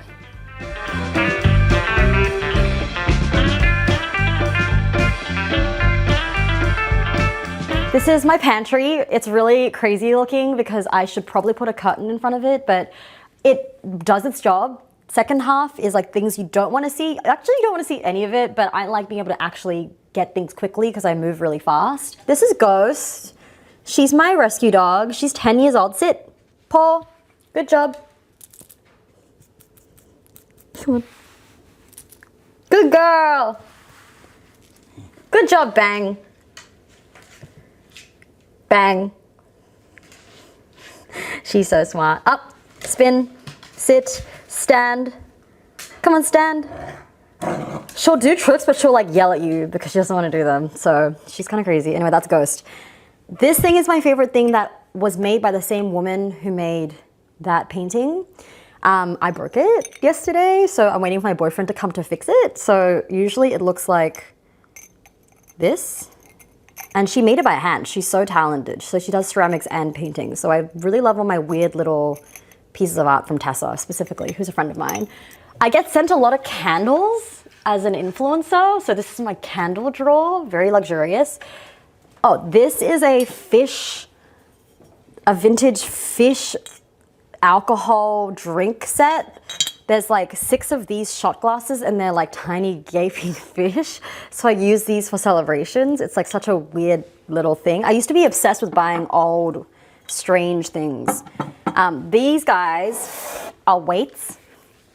They're really cool. I think they're like 4 pounds each. I actually can do like flies with them, but not much else. But they're just such chic weights. I love them a lot. There's that. Cameras again. This camera is really special. It's what Martin Parr shot on. This is what I call my middle-aged man convertible sports car purchase because it's kind of a silly camera to have. It's not very functional, but it's a Bellows 6x7 medium format camera. So the way it was designed is really, really compact. The only problem is these are very expensive cameras, very hard to fix as most film cameras are. And there are just specific things you have to do before you like collapse the bellows or rewind the film or it'll break. But really beautiful camera, barely use it because it's so fragile. There's this big conversation around AI right now and AI photography, which I think is its own category in itself. But something I think that AI photography can never replicate is the interaction that occurs between a subject and the person taking the photo when that photograph is taken. So each photograph is almost this imprint of a moment that can never be repeated again. So I think for me, what a good photograph is when you are able to see that kind of like intangible exchange of energy that happened in some way where something was shifted. I take photographs because they are emotionally resonant for me and it helps me meet people, it helps me process the world around me. And I think that's such a special way. Like when I went back to Vietnam, I don't speak a lot of Vietnamese, but my camera ended up being this incredible tool that allowed me to connect and get access to people's lives and stories and places. So I think the best photographs are almost byproducts of that process. I am a portrait and documentary photographer, so I mainly shoot people. I am working on this project called Viet Gu, which is documenting the Vietnamese diaspora around the world. So I travel to places where there are Vietnamese commercial districts. I am a Viet Gu, which means Vietnamese outside of Vietnam. So my parents are boat people and my generation is very cognizant of it because our parents went through that, but my children are going to be very Western. We kind of exist in this in-between. So I think it's really important 50 years on from when the war ended, the American war ended, that this is documented and these like, I think to be Vietnamese is so interesting because there's such a distinct visual language. Like you go to a nail salon in Utah or you go to a nail salon in Russia, they all look the same. They have like lights everywhere, everyone's wearing Gucci flip-flops, like all the aunties look crazy. And I just love how much we've retained that sense of like Vietnamese-ness, even while being outside of Vietnam and being very cut off. Like A fact I really think is interesting is like the Vietnamese that I know and my parents know is actually very different from the Vietnamese in Vietnam, because after Doi Moi, the economic reforms, the government simplified the language. So actually the way that I speak would probably be considered very old-fashioned and out of touch. So I think those divides are really interesting, and that's what that project is about. But I also shoot weddings. I shoot mostly on film, and I'm starting some new projects, but I mostly am trying to like tell stories through photography projects that are based in film primarily and around people and communities and transition. I love cups, and these are handmade from Mexico, the little shot glasses. I love these ones. I think I got them from this woman who runs it out of her home. They're just like so cute. This Mexican glass is so beautiful.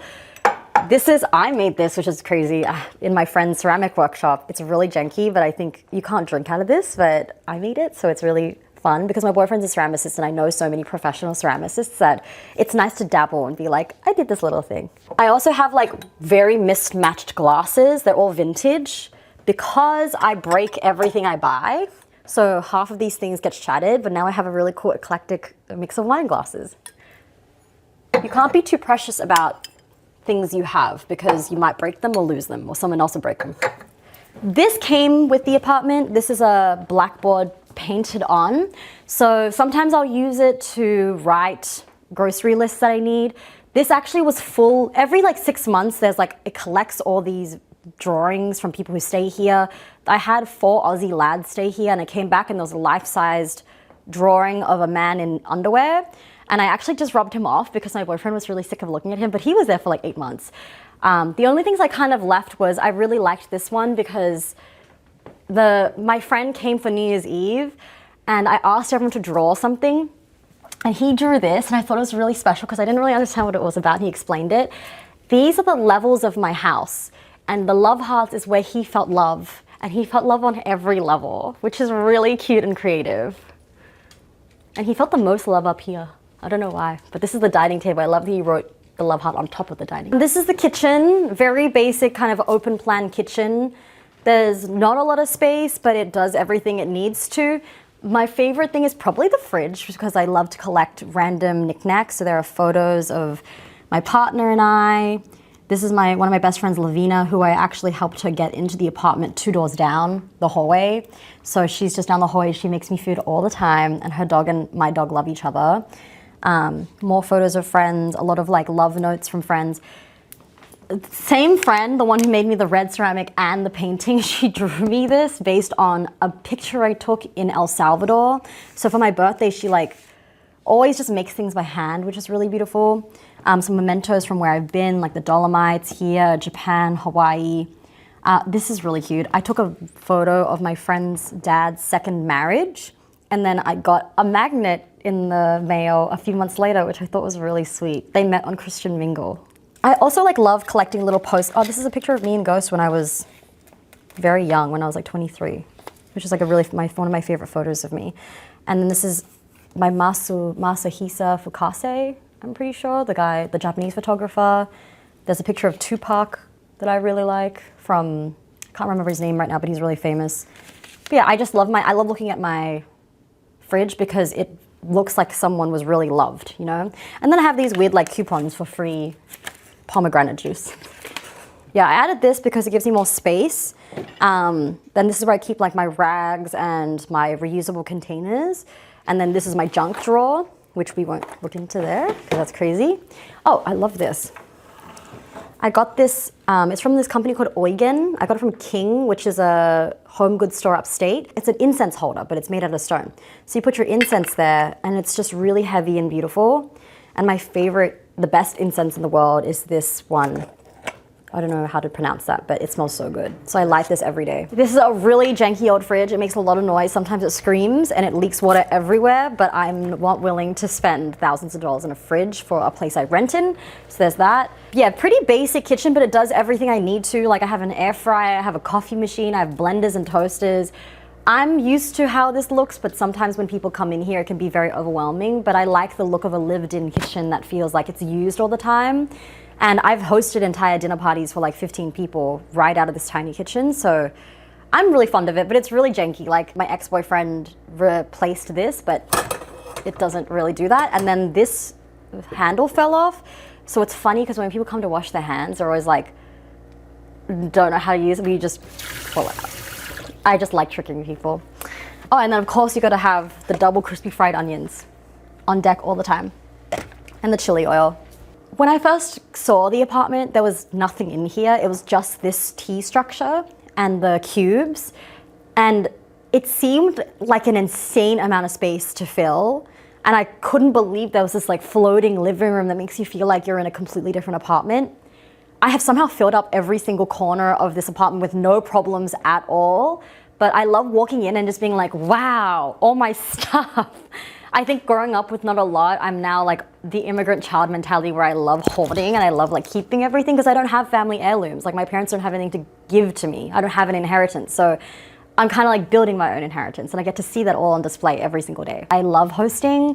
I think there have been a lot of moments before where there were 60 to 80 people just losing their minds in here, which is so much fun because the way the levels work, you can speak to people across floors or you can pass drinks up and down, which is really fun. But these days I'm hosting more dinner parties. I think being in your 30s, you just get a little bit more boring. So there's less like parties here, but I've hosted pho nights, like making my mom's pho recipe from Sydney, which is really great. I hosted I think what I'm into right now is hosting a lot of community events that feel like they make my friends' lives a little easier because New York's an expensive place. A lot of us are lonely. A lot of us are really stressed out. And now that I'm in a place in my life where I am not as stressed financially or just frankly anxious when I was in my 20s, I have the capacity and the resources to host, and a lot of people do. So I try to do that as much as I can. So during winter, I actually had my friend Jackie over, and she did sound bowls.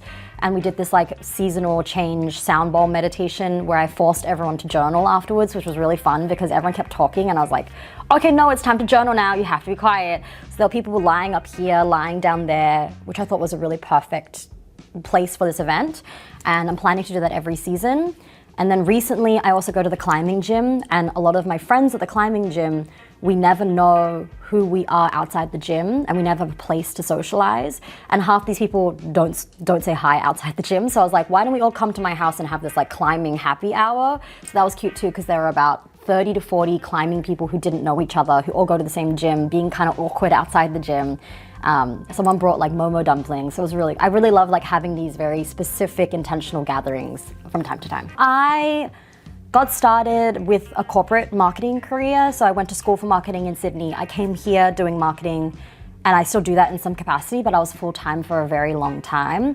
And I did marketing for Cricket protein bars, handbags, international travel, HelloFresh, A24 Squarespace at one point when I was at a tech agency.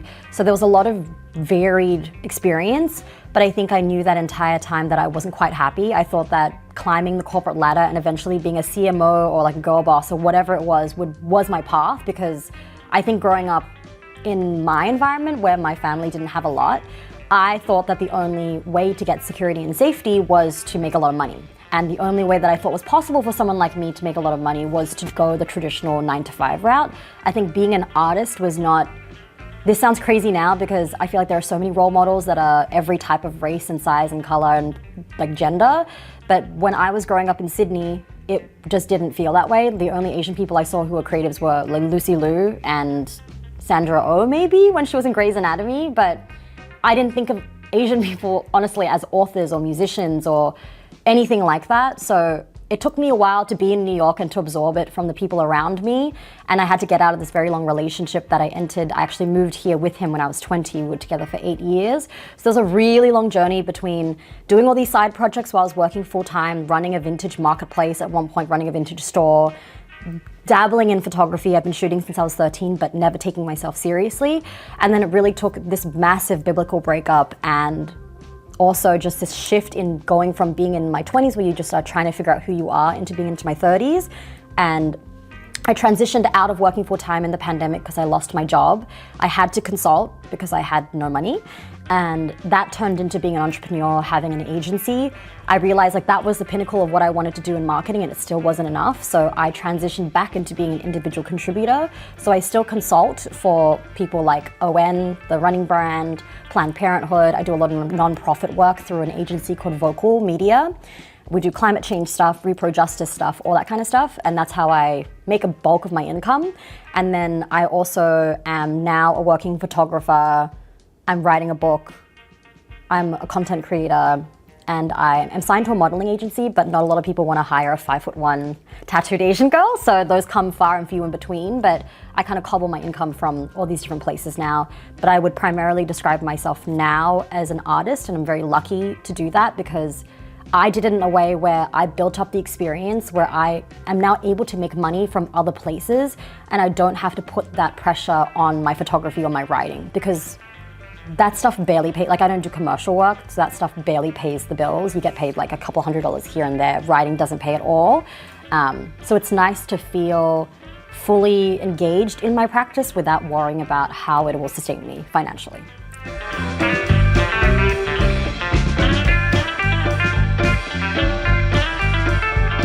This is the bedroom.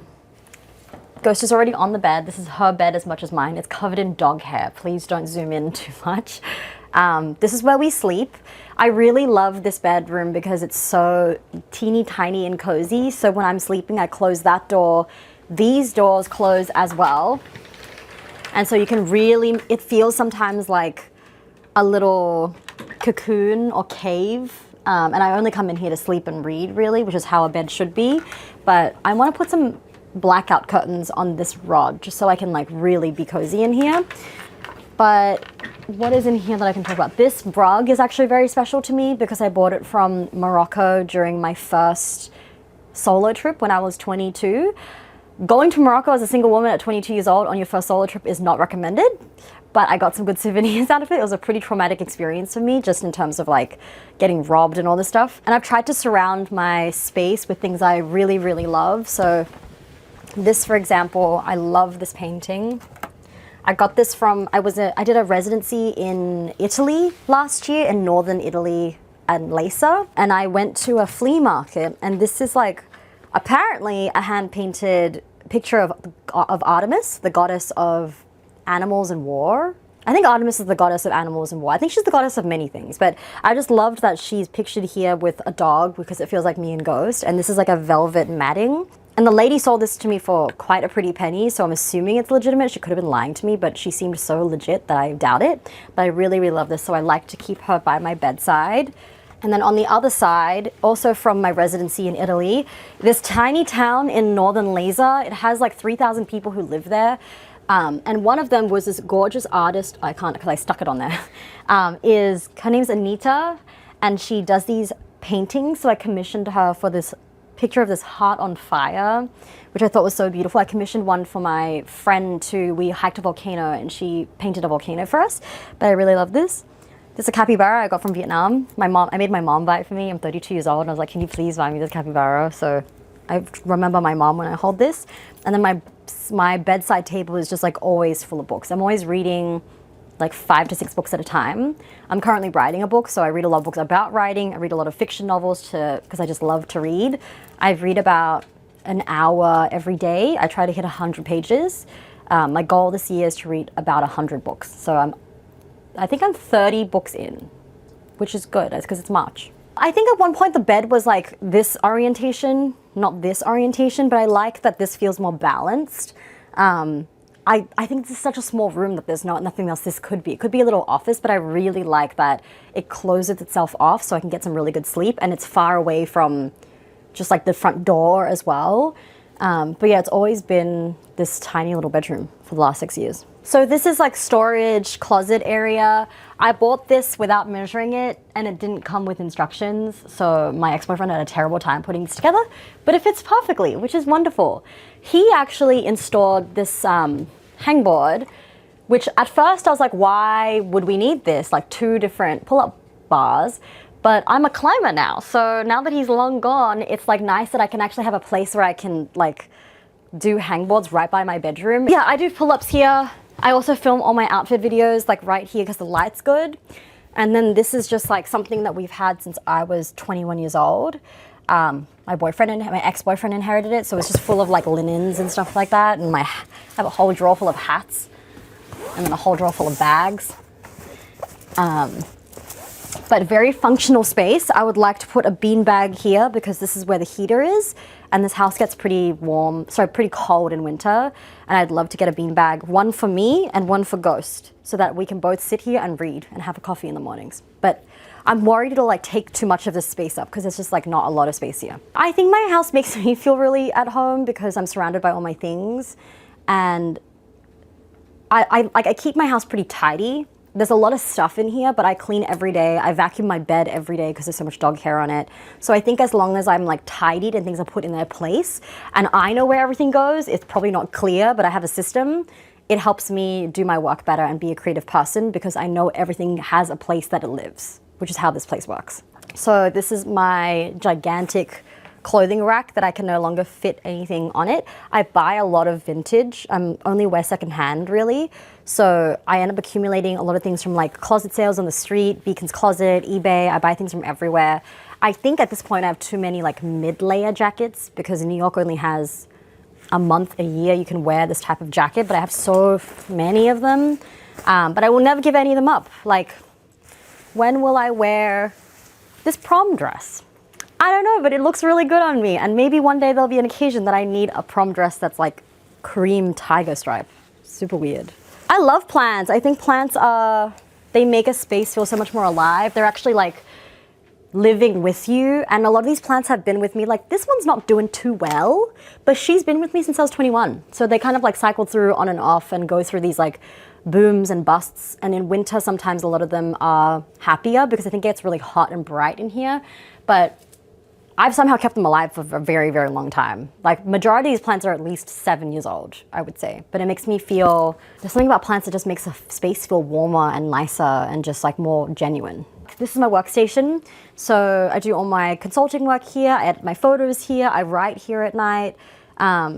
This is where I just got this printer that I can print and scan a whole bunch. Like I just started printing, this is a picture of my friends. So I've been like sitting here every morning just like trying to print out every photo to see what it looks like when you rescan it. So that's been a really fun process. This is where I keep all my photography negatives because I'm print a lot in the darkroom. So I end up having a lot of like negative folders. These are all old photo prints that, oh, this is a Spam book I really love actually. My friend got this to me for Christmas because I really love Spam. And this is a recipe book from God knows when. There's like a koala with Spam. But chicken cordon bleu with Spam. Pork and fruit stir fry. You mean Spam. Spam steaks and port wine. That sounds really good. These are all prints. So I started printing in a darkroom last year. So what that means is when you shoot on film, you get these negatives. This is where the photo actually appears, and then you scan this. So if you shoot film casually, you only really see the digital scans of what this is. But the way that people used to do it, and I think the way that you should be doing it, is you go to a darkroom where there's an enlarger, and so this is photographic paper. So this is photographic paper that you keep in the pitch black. This is a photo of my friend Ash that I shot for the North Face. And basically you use an old school lens to print this negative and shine a light through it that then gets exposed on a piece of paper. And what's cool about this process is there's no digital part of editing this. So I'll do this multiple times because I don't get to see this print come out until it comes out. And then what this note says is basically me changing the amount of colors. So cyan, magenta, and yellow. Those are the only 3 colors that you can put a filter on. So the less cyan you put on, it changes the color of the image. So you end up getting this really interesting process that's very analog, where you print things out, and I think it like completely changes the color of the print. See, like this, for example, I cut it up to make a test. This is a person I shot in Salt Lake City. And I'll start with this and I might be like, okay, it's too bright, so I need to make it a bit darker, or it's too blue or whatever it is. And you do it hand by hand every round. So I'm really, really interested in doing this right now. And then you end up with just like an insane amount of like negatives and darkroom prints. But it's cool too, because I think in such a digital world, having analog things to look at as proof of your work. This was taken on my dining table of myself, self-portrait. I lit it myself too, which I was really proud of, and I self-timed it on a film camera. So this color means that the paper was exposed to light. So that's literally like if you put light on it, it creates these crazy shapes. But I really, really love this process. It makes film even more expensive, honestly, but I think it's worth it. I think having all these like physical copies of my work is so important to see. I really love this photo, actually. This is part of my series. So this is my friend Britt in Salt Lake City. That's a picture of her granddad who, okay, what a baller. Like, that's a crazy picture of your granddad. And then that's her little tattoo of him. But I thought that was like a really interesting story. And then this was an exterior of this guy's Min's house in Salt Lake City, which I thought was really beautiful too. So oftentimes you'll see this and you're like, this looks so different from the scan because the colors get reproduced differently. When you scan it, the computer like does crazy things to it. Okay, this is funny too because there's so much Tessa in this house. The girl who did the ceramic and the painting on my wall used to run this Instagram called subliming.jpg. So this is one of her prints from that era of her life. It says, trust the timing of your life. This is also one of hers. What the caterpillar calls the end of the world, the master calls a butterfly. I have so much of Tessa's work in my house. It's actually crazy. This, in the sunlight, he'll do that because he's solar powered. So he'll move around when I'm working, which I really love. Oh, and I got this guy from Etsy. He came as like 3 leaves and like I've reproduced him like 4 times now. This is my dressing room where I get dressed. I'm very lucky to have a whole room that's kind of like a walk-in wardrobe, but not really. So lots of plants. This one's also from Etsy. If you go from this angle, you can see, how crazy is that? That's such a cool plant. Etsy has a lot of weird plants, honestly. Crazy amount of perfumes and jewelry and like, I get a lot of skincare in the mail. This is one of my favorite things. It's a picture I bought from Mexico City in Lagunilla, which is one of my favorite markets in the world. It's like a huge flea market. You can find anything from like literally fossils to a buffalo skull to whatever. This is a picture of a bull jumping into the crowd in Spain in like the 2000s. And if you zoom in on people's faces, like this guy is freaking out. This guy's so scared. There's a guy that's just laughing somewhere. I don't know where he is, but it's almost like a Where's Waldo of like, this guy's like, what the hell? It's so funny seeing their expressions. They're all freaking out. I think no one got hurt. I looked up the story and everyone was fine. Some fun hats. Oh, I love this hat. It's a child's hat from the Bronx Zoo that I got at the thrift store that is like very small for my head, but I think it's like a really cute hat. I'll keep the hat on. And then a lot of shoes. I love clothes, I love shoes. So this is as best as I can keep them kind of like in order. This is like maybe a newbie thing to talk about, but I discovered that you can get boot holders and they actually work really well in keeping your boots kind of like, keeping your boots just structured and clean and neat. That's a little silly. It's just like eBay find that says there is no finish line. I used to powerlift and I used to like compete in powerlifting. So I have like a side of me that's very like gym bro, and this represents that. Very motivational poster when you're getting ready in the morning. You're like, there's no finish line. I don't know if I'm going to keep this for very long because everyone comes in and for some reason all my friends are like, what is with this picture? But I love it. I think it's really beautiful. I've been more than 10 years in New York and my partner is Floridian. I don't know if that's a real thing to describe him, but he's from Florida. And I think dating an American, having all American friends, living my life and building my career here, having a dog, I don't feel very connected to Australia anymore. A lot of my friends have moved on, had children, bought houses. My family is still there and I still love Australia deeply, but I don't see myself going back there except maybe to retire.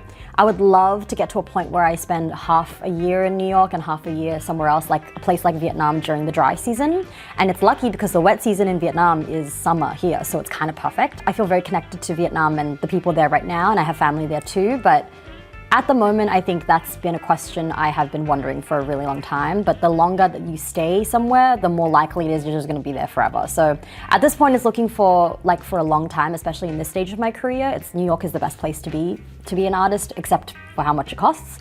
I don't know, I would love in a perfect world to live between Vietnam, Australia, and New York, but that's very, very hard. Time zone wise, and just like money and cost and flexibility and all that kind of stuff. Okay, I'm gonna take you upstairs now.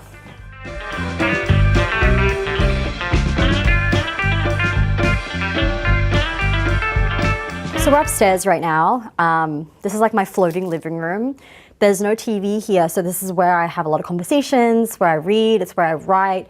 I spend a lot of time on like Sundays all day just kind of like lying around being lazy here. The light's the best because it's so high up. But I'm really proud of this space. I think it like turned out really beautifully. Again, everything is secondhand from Facebook Marketplace, except this table, which is like the only thing I bought brand new. This mirror is basically evidence of how bad I am at impulse control because I found out about auction sites where you can bid on things and I didn't really, I mean, this is so stupid, but I didn't know how auction sites work. So when I saw this mirror, I fell in love with it. It said it was starting at $50, but it was estimated to be max $300. So I said to my ex-boyfriend, who was really frugal, I said, I want to bid on this mirror. He's like, cool, let's agree on a limit. And I said $300. And I was on set modeling. And the entire crew basically egged me on and I kept bidding, it got to $1,000. I was like, you know what? This person who's trying to outbid me, I'm gonna spite them and I'm gonna drive the price up. So I bid $1,300 and then it went 10, 9, 8, and he didn't outbid me. So then I won and got stuck with this mirror that I paid $1,200 for, which when I was 27 years old was like a crazy amount of money to spend on a mirror. But I love this mirror. It's like hand painted. I think it adds a lot of character to the whole upstairs. I don't know how I'm ever gonna take it off the wall. I think a lot of the things in this house, when I move, it's gonna be almost impossible. Like there's some of the plants are starting to grow into the actual ceiling. So getting out of this house is gonna be a nightmare, but hopefully I never have to leave. I play a lot of Stardew Valley up here. I don't know if you guys love Stardew Valley, but I'm almost at perfection. I am saving up for a golden clock and I have a horse. So I spend a lot of my time.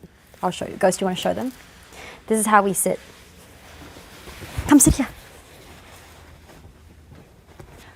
This apartment has like been so different. Like this couch used to be on the side. This wasn't here. I had a TV here actually at one point. Like it's changed a lot of iterations. But one thing that's always remained eternal is Ghost loving a leg basket and me being a bed for her and furniture. So half the time in my house, I literally just look like this for like hours at a time. But it's really cozy because then if it's Sunday, I can see the sunset from there. And then in wintertime, the sun comes through and hits the disco ball and scatters the light everywhere. And the feeling of a dog warm between your legs and like a book or Stardew Valley is just an unbeatable feeling. It's so nice. It's really, really cozy up here. I've slept up here too. I've like fallen asleep and just slept the entire night up here.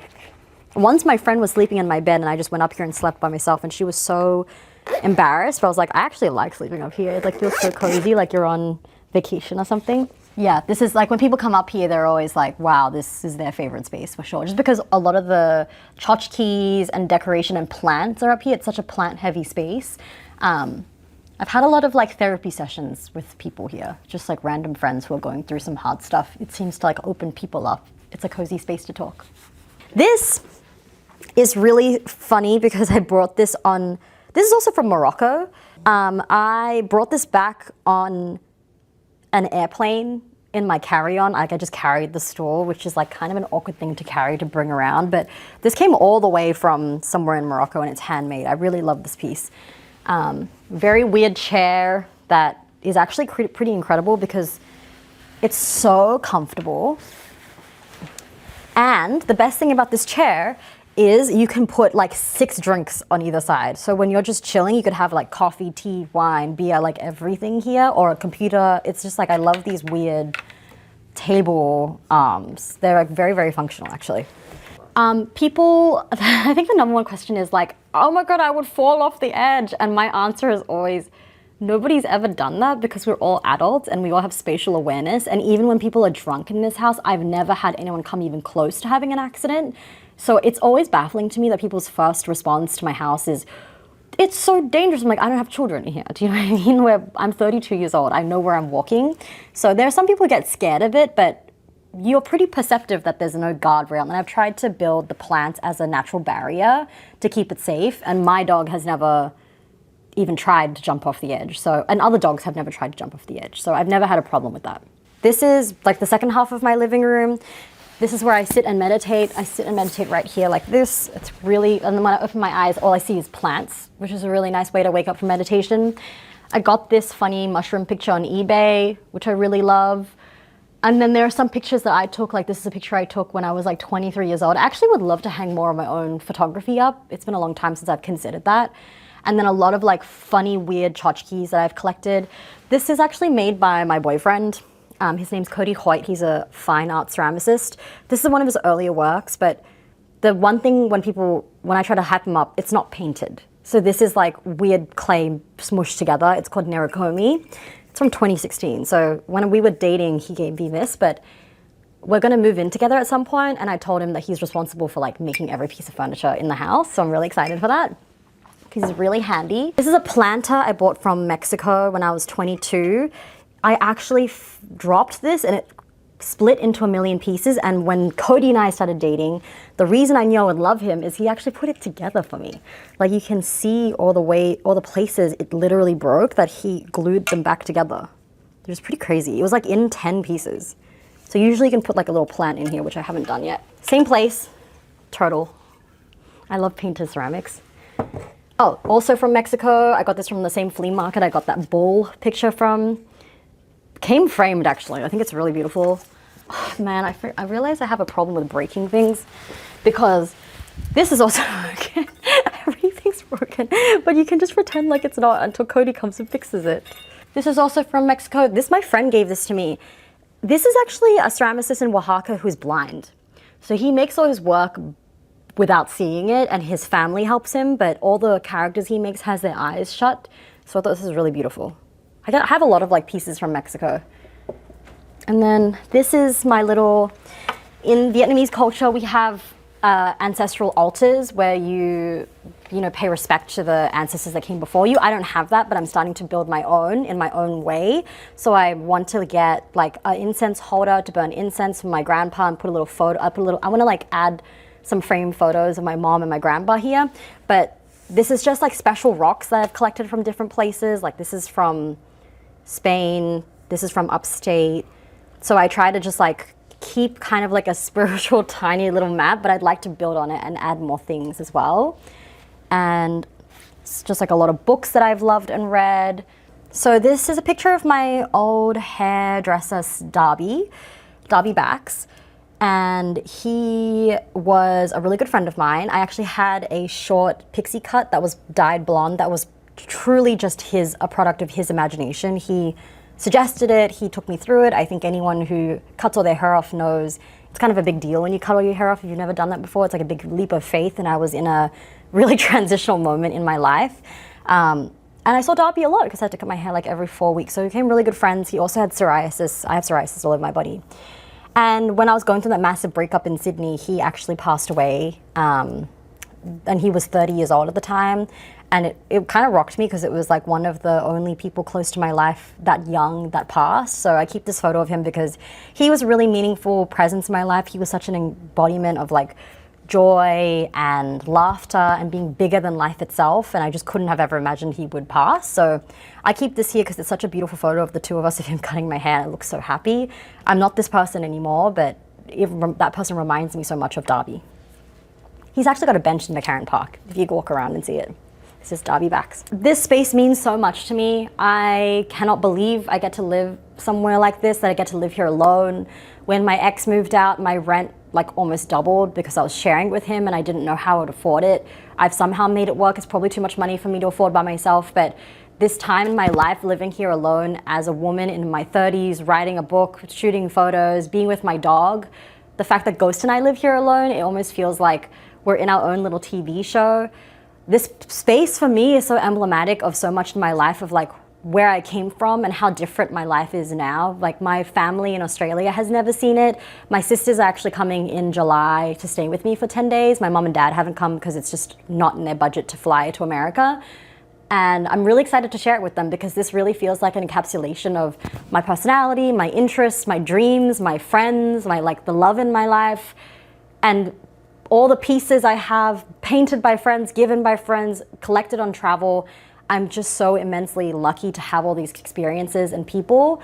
So yeah, I think one day I'll have to leave because I don't think I'll live in New York forever maybe, or this place won't exist, or I'll move in with my boyfriend or something. But when that day comes, it's going to be a really sad day for not just me, but a whole community of people who have spent a lot of time in this place. I really feel like this is a place of community and love, and even just like on a semi-regular basis, I have friends come over and I have so many like semi-formal wedding dresses, like to wedding guest dresses, that they come and I set up this whole experience where they drink wine and they try on dresses and they borrow it. So there's just been so many little things like that this house holds, and living in New York shaped me into who I am today. I wouldn't be this person in Sydney if I stayed there. I wouldn't be this person if I was anywhere else. So I think New York will always forever be this hugely transformational force in my life.